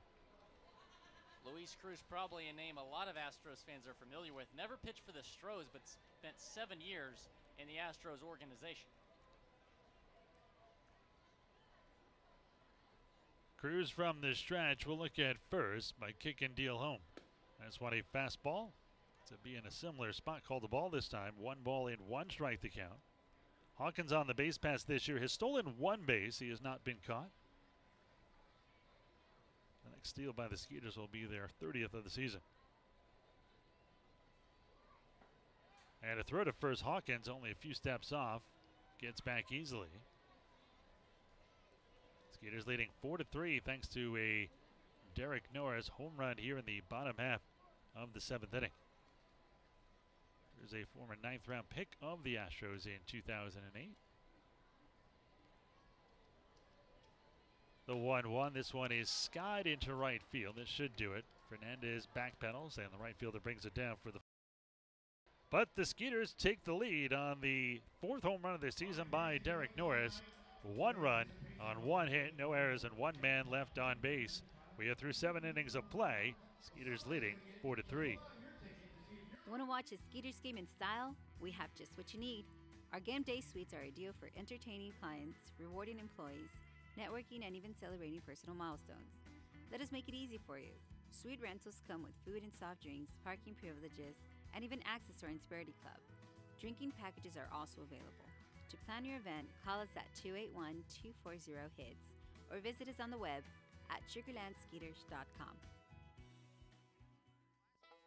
Hey fans, come bring the family for one of the most exciting nights of the week here at Constellation Field. Firework Fridays, where we celebrate our Skeeters like it's the 4th of July. With music and a fantastic fireworks show after each and every Friday home game. That's included with your ticket purchase. We'll be doing this every Friday through the entire Skeeter season. So start off your weekend with a bang. For more information, contact us at 281-240-HITS or visit us on the web at sugarlandskeeters.com. I've been in Section 9 for Hey, a Skeeters while. fans, if you're a senior, 55 or over, we have a great deal for you. Join our Silver Skeeters Club presented by Advanced Hearing What about Center. section number 10? Silver Skeeters Club members receive admission to 9 Skeeters home games, I like free drink coupons on but game I'm still days, going. What about exclusive section VIP number events, 11? and much more. If you're a Skeeters fan aged Oh, 55 I wish or I over, was coming don't to you. miss That out on is this great awesome. opportunity. For more I'm information, still go going, though. online to Excuse me. sugarlandskeeters.com. What about section number 13? Still going. Making my way through. Thank you. Alrighty. Sorry, section 15. I'm actually going to section 16 tonight. In the West. Oh, Matt I love West it. on the mound now. All right, for I'm looking Sugar Land, for 230-pound righty from right here in Houston, Texas. Former major leaguer, of course. This season for the Skeeters. Nobody here. That means $300 tomorrow. Back up to you, Scott. Innings pitched, no earned runs, just 5 hits, and he struck out 15. And he's really solidified himself as the setup man for the Skeeters. We saw him just last night, so this will be his third appearance in the last 4 nights. 2 nights ago, he pitched in that Skeeters 3-0 win. Pitched in the 3-1 win last night. A perfect inning and a third. No runs, no hits, no walks, struck out 2. 11 straight scoreless innings coming into today's action. He has struck out 15 while walking just 2 and 5 hits. A .64 whip.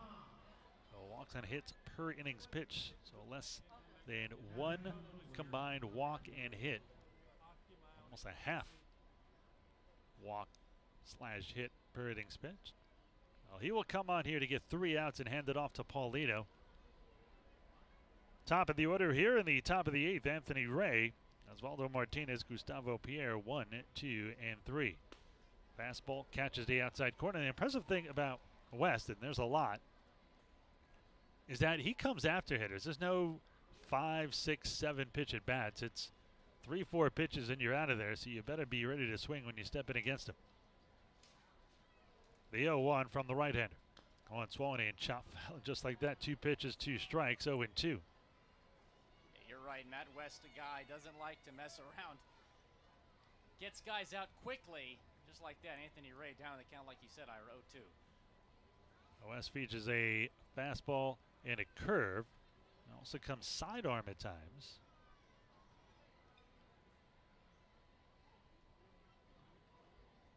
The 0-2 from the right-hander. Swung on and missed. Strike 3. 3 pitches, 3 strikes, and quickly makes work of Anthony Ray, who strikes out for the 3rd time tonight. So West strikes out the first batter he faces, and that'll bring in Osvaldo Martinez. Martinez is 1 for 3. He has grounded out twice and between singled and scored. Skeeters leading by 1, 4-3 here. In steps the former big leaguer, Osvaldo Martinez, 218, 3 home runs, 11 RBIs coming in. Waggles that bat as he points it down towards the plate. First pitch here, another strike. So 4 pitches, 4 strikes here for West.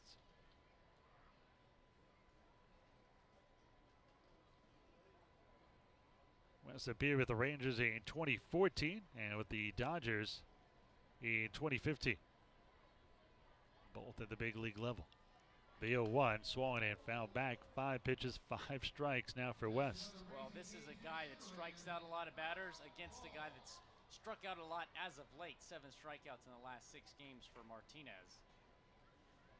West was drafted in the 2nd round in 2007 out of Bel Air High School right here in Texas, in Houston area. 6 seasons in the minors, 11-11 with a .354 ERA and 20 saves, and finally throws the ball 1-2. Skeeters leading 4-3, 4 runs on 9 hits for Sugar Land, 3 runs on 7 for the Road Warriors.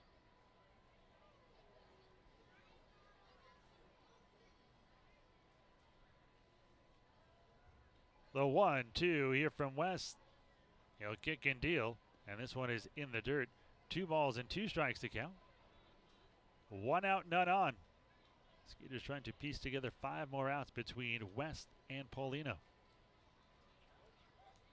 West kind of brings his front leg up, his left foot, and instead of coming towards the plate, he comes back a little. Then he comes forward, still not putting his foot down, and then follows through towards the plate.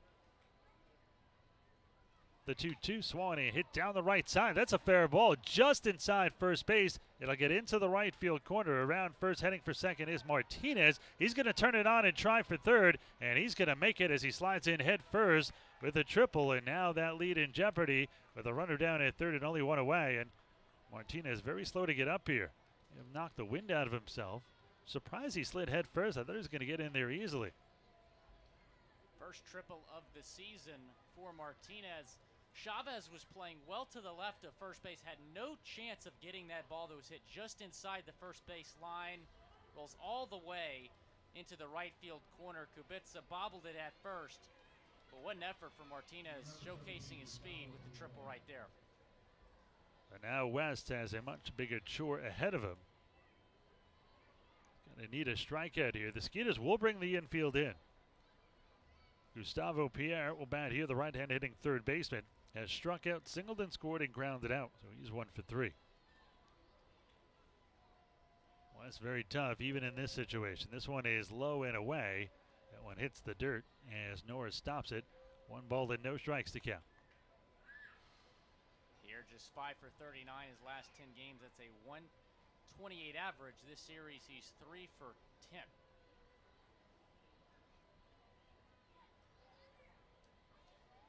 West so far 9 pitches, 6 of them for strikes. West a long look in here at Norris. See if Norris goes back outside here. Nope, he's going to set up inside.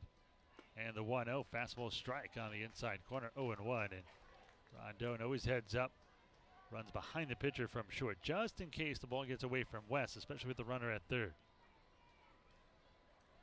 So 1 ball, 1 strike, 1 out, 1 on. Skeeters leading by 1, 4-3 here in the top of the 8th. The Road Warriors have Osvaldo Martinez down at third with plenty of speed. The 1-1 check swing, but he went through there. 1-2. Now West in a prime spot. He's going to have to make him chase at least 1, if not 2 pitches here. Well, not going to take much to get the speedy Martinez home. A shallow hit ball in the outfield might even get him home. Pierre, all he has to do is hit this to the right side. West has him down in the count, 1-2. Cleanup hitter Jose Julio Ruiz, who is 0 for 3, is on deck if West can get Pierre here. They set him outside. The 1-2 check swing. Did he go? Yes, he did. That's a big strikeout for West. And there's 2 down. Second strikeout for West. And now if he can get past Jose Julio Ruiz, he can at least hand the Skeeters closer Felipe Paulino with at least a 1-run lead. That is the nastiest pitch I've seen all night, Ira. Caught him looking right over the plate on the breaking ball. Kind of jammed him. Pierre was stunned. What a pitch from Matt West. Second strikeout of this inning for him. So in Dempsey left-handed hitting Jose Julio Ruiz. 222, no home runs, 1 RBIs. Just joined this team recently. First pitch, big swing and a miss. Way out in front of that. 91 on the gun from West. And I think the backswing got Norris, and it did. Ooh. Well, Norris obviously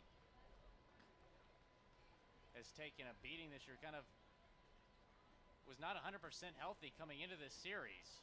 Max Mahaffey, the Skeeters trainer, will come out and look at Norris, who just probably needs a second or 2 here. Peter Cavilli also going to make sure his catcher is okay. Cordero coming in just to make sure he doesn't have to be the catcher for the remainder of the game. Norris going to be fine. Josh Whistler was signed as this series started. He is the 3rd catcher, an emergency catcher just in case. And Norris is okay. 0-1 the count here to Jose Julio Ruiz. West trying to get out of the runner at third, 1 out jam, now 2 down.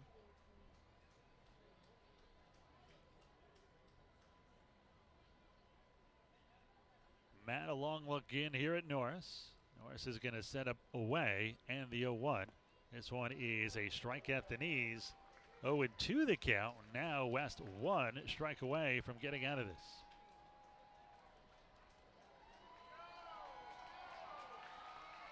Fans coming alive here. No balls, 2 strikes, 2 outs. Runner down at third here in the top of the 8th. Skeeters cling to a 4-3 lead. West from the stretch. They set up away, and the 0-2. Swollen in, foul down the left side. Count remains no balls and 2 strikes.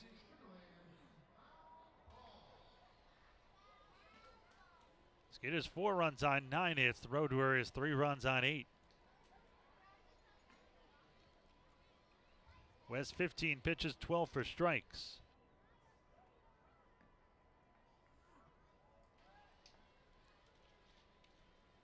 The 0-2. This one down low. Thought it might have been called strike 3. Ruiz held up clearly, but that's going to be called a ball 1-2. Great pitch. Big overhand curve by West. Almost got Ruiz to bite. Well, Matt West once again taking an aggressive approach, pitching them in or near the strike zone. West looks in. And now time called by Jose Julio Ruiz.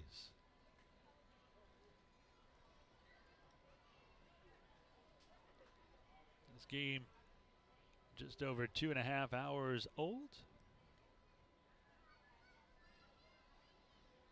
The right-hander from the stretch looking for the strikeout.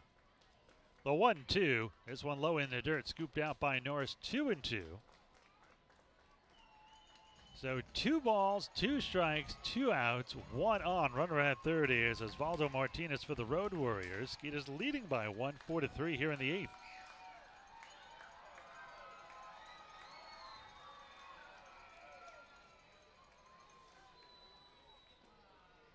I'm looking for a fastball here from Matt West. The 2-2 here by the right-hander. He kicks, steals, and this one swung and fouled straight back. He did not fool Ruiz on that one. That was way too close to the heart of the zone. Fouled it straight back, just missed it. A dangerous pitch there by West. 18 pitches now for West, 13 for strikes. Good at bat here by Ruiz. We pitch number 7 coming here to the cleanup hitter. They set up inside the 2-2. On the inside corner, strike 3. West gets out of a runner at third, 1-out jam. And the best in the West as he hands the Skeeters the lead here in the 8th. Middle of the 8th inning. Skeeters, thanks to West, nifty pitching, still lead by 1, 4-3. Spring Free Trampoline. The perfect way to go outside and be active. Your family will enjoy the thrill of a trampoline that keeps them safe and engaged all year long, right in your backyard. Visit us in Katy or online at www.springfreetrampoline.com. Smart in safety, smart in quality, smart in innovation. Spring Free Trampoline.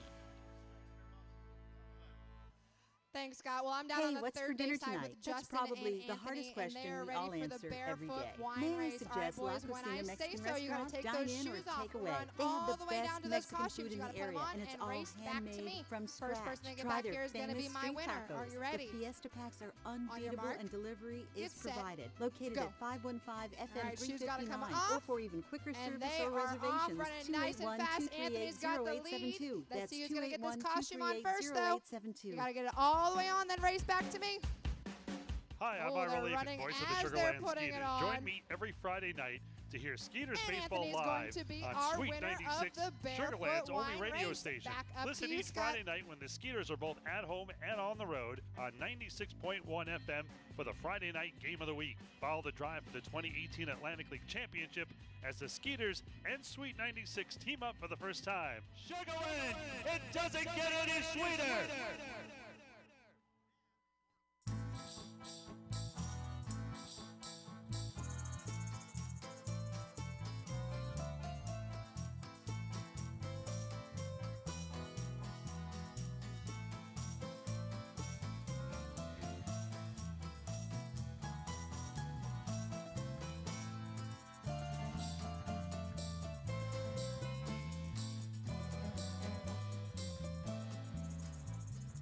That's a nice game. Makes me want to speak Italian. Skeeters leading 4-3 here. As we move to the bottom of the 8th, they will try to get some insurance. Remember, insurance runs are brought to you by Texas Farm Bureau Insurance. Texas Farm Bureau members get free tickets to Skeeters games on Sundays. Just show proof of your current membership at the Skeeters TDECU ticket office, and you can get 2 free tickets to any Sunday home game. Visit your local agent to become a member today. Still on the mound is Luis Cruz, and the first pitch way inside here to Kyle Kubica. Kubica came into pinch hit for Javier Betancourt. It was back in the 5th, so his second at bat here. Cruz, the southpaw, facing the left-handed hitting Kyle Kubica.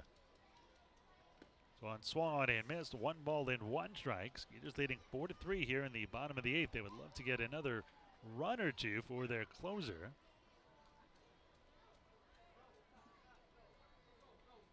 Luis holds that mitt out in front of him and kind of spins the ball, so you don't know if he's setting up for a curveball or just deking for the fastball. This one way inside and almost hit Kubica.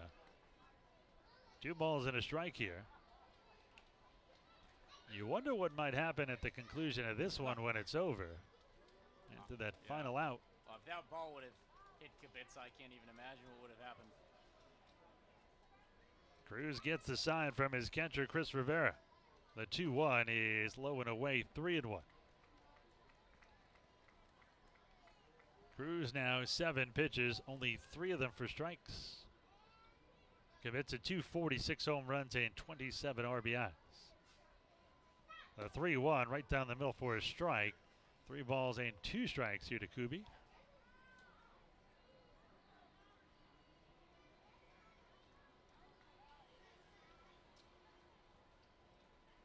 Payoff pitch here to Kubica. Swung in a slow roller right side of the mound. The second baseman will have to hurry. Fires it to first. Nice play by Rodriguez at second. 4-3 on the putout, and there's 1 down.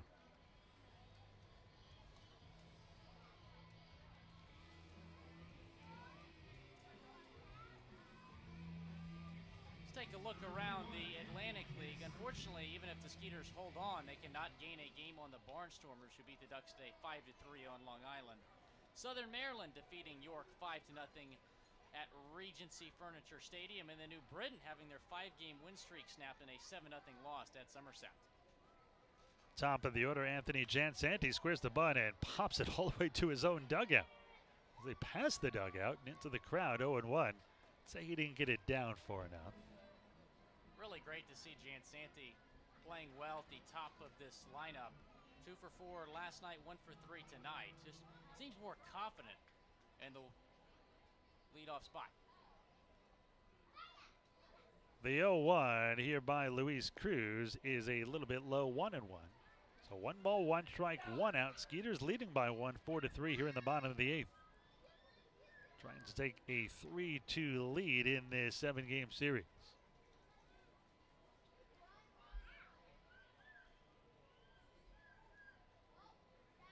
The 1-1, this one hit down the right side, foul. I'll make the concourse. Big high bounce into the bounce house area. 1 ball and 2 strikes to count. So what do you think, steel cage death match? You and Ryan Posner on the joust in the bounce house joust? We need to make it happen. Like, it needs to happen like tonight after the game, as soon as possible. Tweet it out. The 1-2. This one in the dirt, 2-2. Well, if the Skeeters win on Sunday, I will be running the bases after the game. Nice. Only if we win. And I will not let those kids have the edge on me, let me tell you. I'm not giving. You might be way out of your league. You're an old man now. Not some spring chicken, some 10 or 12-year-old kid. They're faster than you think, Mr. Tennis. Let me remind you, Ira, that I won the 40-yard dash competition at the Syracuse spring football game. The 2-2 hit into left field for a base hit. Cutting off is Bishop. Big turn by Jansanti at first. Almost slips and falls down as he puts on the brakes for a 1-out single. Back-to-back multi-hit games for Anthony Jansanti after being moved from the 8-hole to the 1-hole. So 1 on and 1 out for Alvaro Rondon. Rondon had a bunt single his first time up, grounded out twice and struck out. He's 1 for 4. Skeeters now for the second night in a row, double digits in hits, 10 both nights. 4 runs on 10 hits now for the Skeeters, 3 runs on 8 for the Road Warriors. Lefty-lefty matchup here for Luis Cruz as the left-hand hitting shortstop Alvaro Rondon steps in, squares to bunt, takes it for a strike, 0-1.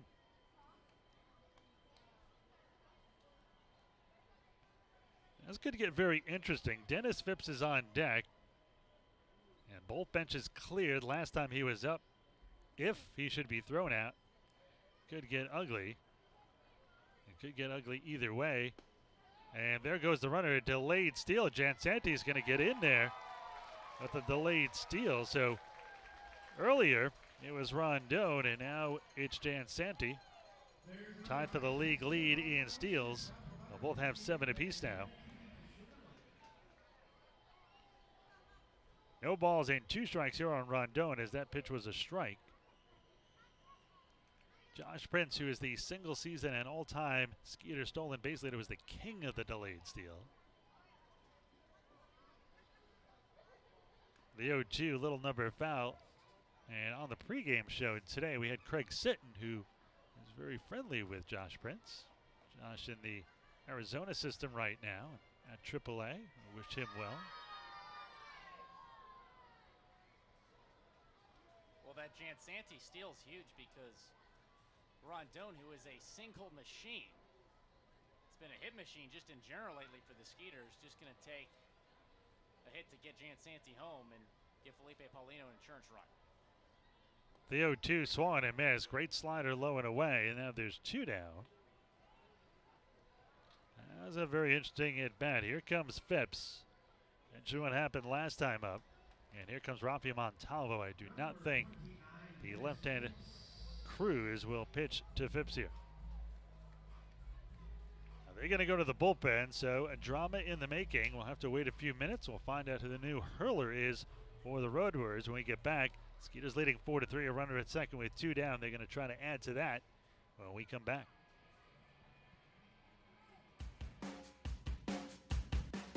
Hi, I'm Ira Leben, voice of the Sugarland Skeeters. Join me every Friday night to hear Skeeters baseball live on Sweet 96, Sugarland's only radio station. Listen each Friday night when the Skeeters are both at home and on the road on 96.1 FM for the Friday night game of the week. Follow the drive for the 2018 Atlantic League Championship as the Skeeters and Sweet 96 team up for the first time. Sugarland, it doesn't get any sweeter! Hey, what's for dinner tonight? That's probably the hardest question we all answer every day. May I suggest La Cocina Mexican Restaurant? Dine in or take away. They have the best Mexican food in the area, and it's all handmade from scratch. Try their famous street tacos. The Fiesta Packs are unbeatable, and delivery is provided. Located at 515 FM 359, or for even quicker service or reservations, 281-238-0872. That's 281-238-0872. Hey Skeeters fans, if you're a senior, 55 or over, we have a great deal for you. Join our Silver Skeeters Club presented by Advanced Hearing Center. Silver Skeeters Club members receive admission to 9 Skeeters home games, free drink coupons on game days, exclusive VIP events, and much more. If you're a Skeeters fan aged 55 or over, don't miss out on this great opportunity. For more information, go online to sugarlandskeeters.com.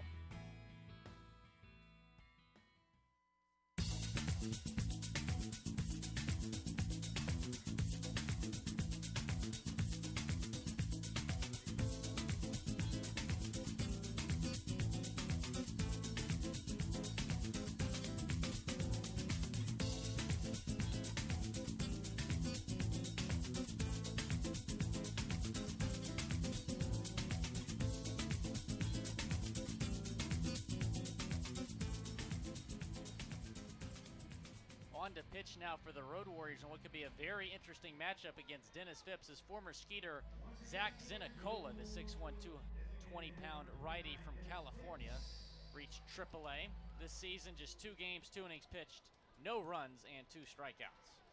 Well, Zinicola, former Skeeter. There are now more players on this Road Warrior team that were part of the 2016 championship season for the Skeeters than there are on Sugarland. As first pitch here is a strike on the inside corner.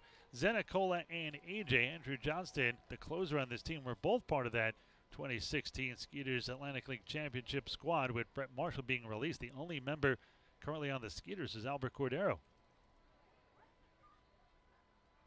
The 0-1 here from Zinicola. Check swing in the dirt. 1 ball and 1 strike. Zinicola features a fastball, a slider, a sinker, and a splitter. Skeeters leading 4-3 here. They would love to get another run, though, for insurance. Paulino looks like he has stopped throwing, so looks like he's ready to come in whenever this bottom of the 8th ends. The 1-1. Check swing, but either Phipps went around or that one was right down the middle. Either way, that was going to be a strike. Now Phipps down 1-2.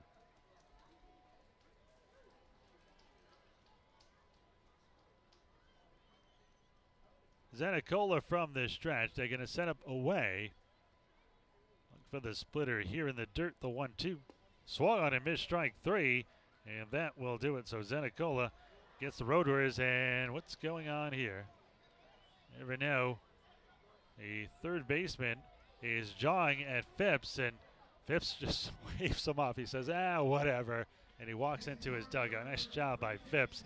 I could have gotten where this is coming from, but that will do it. Phipps really taking it, but former big leaguer knows what to do. Felipe Paulino would try for his second straight save in 2 nights and add to his league-leading 12th. When we come back here in a moment, this one is not over yet. Skeeters up 4-3. What does it take to rebuild trust? At Wells Fargo, we've been thinking about that a lot lately. For us, it begins with a renewed commitment to our customers, fixing what went wrong, making things right, working with more transparency and higher accountability, and reinventing how we serve you. Thanks, Scott. Well, I'm It's over a new here in day at section Wells Fargo, 16 with but it's a lot Kevin, like and our he is first ready day. to see how well Wells he knows Fargo, his baseball established movies. All right, let's 1852, take a look at the question up there on the board. Which of these films are based on the true story of 2 pitchers Has your who home were or commercial discovered by a insurance sports claim been agent denied after or winning a underpaid? At reality Morgan show Elite competition? Specialist I'll give you Services, 3 we know choices. that the insurance Is it claim A, process can be $1 million stressful. Our arm, public adjusters B, have the the experience winning to make team, this process or as C, smooth, Mr. easy, and comfortable as 3000? possible, so you can get on with enjoying the things you're Are you protecting. sure? Learn more by visiting us online Well, let's see at if he's correct. messtx.com. That's MESSTX.com. And that is the correct answer. That means you're going to be the winner of 25 Skeeter Bucks, brought to you by Assured Flow Solutions. Back up to you, truly Scott. look forward to meeting you. Where can you go to beat the heat and enjoy some wonderful shade trees on the finest deck in Fort Bend? The answer is Dry Creek Social Club. They offer a large selection of craft beers, fine wines, and handmade cocktails. Relax and enjoy yourself indoors or outdoors. They also have a large dance floor and feature live music in a great atmosphere. Conveniently located nearby at 3333 FM 359 between the Swinging Door and Pecan Grove. Come on over, 832-471-6668 for more information.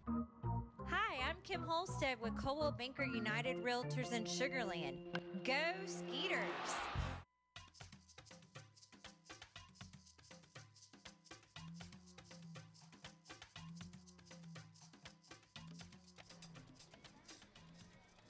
Well, Felipe Paulino will go for his league-leading 13th save, the 6'3", 270-pound righty, former Houston Astro from Venezuela. This season for the Skeeters, he has a .089 ERA in 21 games, 20 and 1/3 innings pitched. He's just allowed 2 earned runs on 11 hits, and he has struck out 26 batters. Well, Paulino last night with a 1-2-3 inning. In fact, the Skeeters relievers sat down 9 in a row to end the game. Skeeters are leading 4-3, so another crucial save here. Paulino never seems to get an easy one with a 3-run lead. First pitch here is low and away. 1 ball in, no strikes here on Jorge Fernandez. It'll be 6, 7, and 8. Fernandez, Melvin Rodriguez, and Chris Rivera. Valentini, perfect 3 for 3, 3 singles, an RBI, and a run scored. One way outside, 2 balls and no strikes to count. Paulino, last 2 appearances scoreless against these Road Warriors, and much like West, who set him up, he has pitched in 3 of the last 4 games. The 2-0 from the big 270-pound right-hander. Big swing and a miss. Chased a high fastball. 2 balls and 1 strike to count. Valentine extending his hit streak to 9 games earlier in this one. Obviously going 3 for 3 tonight. This series, he is 7 for 14. Paulino features 5 quality pitches. The former starter, a fastball 90 to 93, a changeup, a slider, a curve, and a sinker. Let's see which one he goes to here. They set up low and away on the right-handed hitter. The 2-1 swung and fouled off down the right side, 2-2.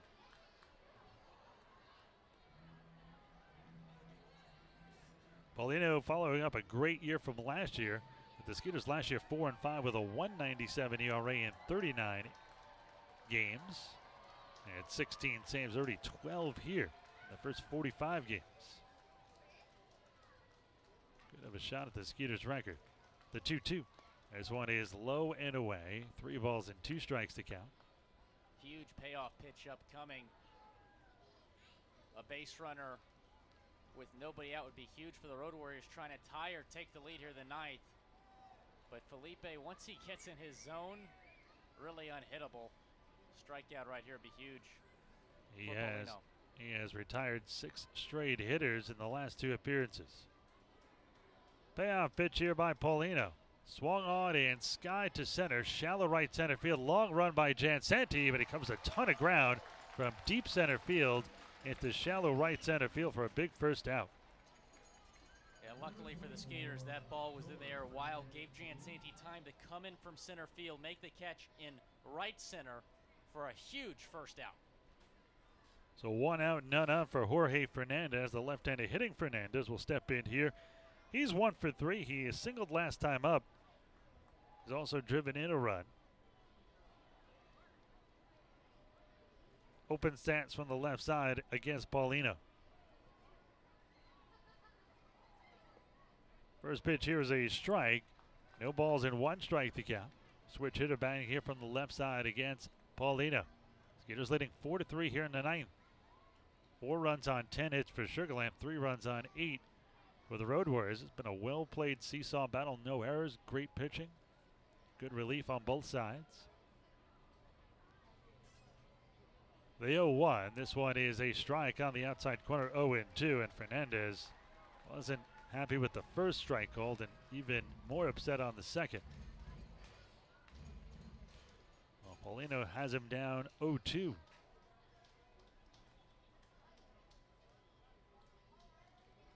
Paulino from the stretch.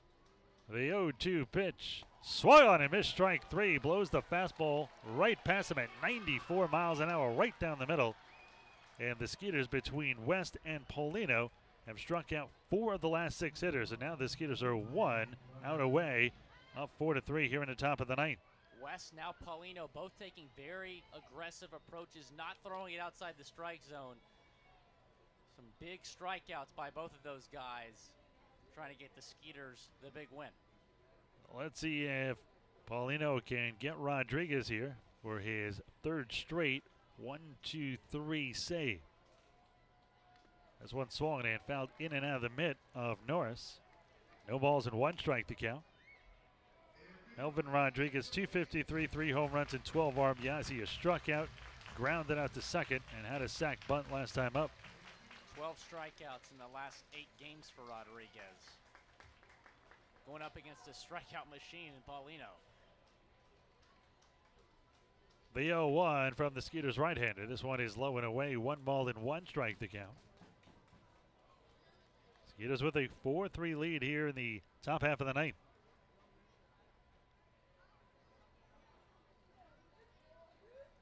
Paulino 14 Ks in the last 7 1/3. Trying for 1 more here. The 1-1. Swung and missed, strike 2. Chased the ball low. Now Paulino and the Skeeters are 1 strike away. Well, we'll see where Norris decides to set up. I'd expect a fastball maybe a little bit upstairs from Paulino. Trying to get Rodriguez to chase. 1 ball, 2 strikes, 2 outs. Skeeters leading 4-3 here in the top of the 9th. And now timeout called here by Melvin Rodriguez. Paulino so far 12 pitches, 8 for strikes. So 2-to-1 strike to ball ratio. 8 strikes, 4 balls. Fans on their feet. The 1-2 by Paulino. This one sky to center. This should do it. Going back, reaching up is Jansanti, and that's the game as the Skeeters win a wild one by the final score of 4-3. Final numbers look like this. 4 runs, 10 hits, and no errors for the Skeeters. 3 runs, 8 hits, and no E's for the Road Warriors. We're going to take a break. We'll come back. Ryan Posner will have our player of the game. We'll give you the final numbers and preview tomorrow's Game 6 matchup. All that and more. We'll return on the Skeeters post-game show in a moment. So there I was, just minding my own business when a hit and run. This guy came out of nowhere. Bam! And he just kept going. Thankfully, Texas Farm Bureau Insurance was there with the right auto coverage for how and where I drive. So I was on my way in no time to witness the hit and run that really matter. Now that's a moment worth covering. 877 Farm Bureau. Hey Skeeters fans, have a worry-free kids birthday party here at Constellation Field. You and your guests will have everything you need, including access to our picnic plaza, pool, food, cake, and so much more. The birthday child will be able to throw out the first pitch, get a jersey with their name and number, and we will sing happy birthday to them on the dugout. Join us at Constellation Field, where we will do all the work so you can enjoy the game. Where can you go to beat the heat and enjoy some wonderful shade trees on the finest deck in Fort Bend? The answer is Dry Creek Social Club. They offer a large selection of craft beers, fine wines, and handmade cocktails. Relax and enjoy yourself indoors or outdoors. They also have a large dance floor and feature live music and a great atmosphere. Conveniently located nearby at 3333 FM 359 between the Swinging Door and Pecan Grove. Come on over, 832-471-6668 for more information.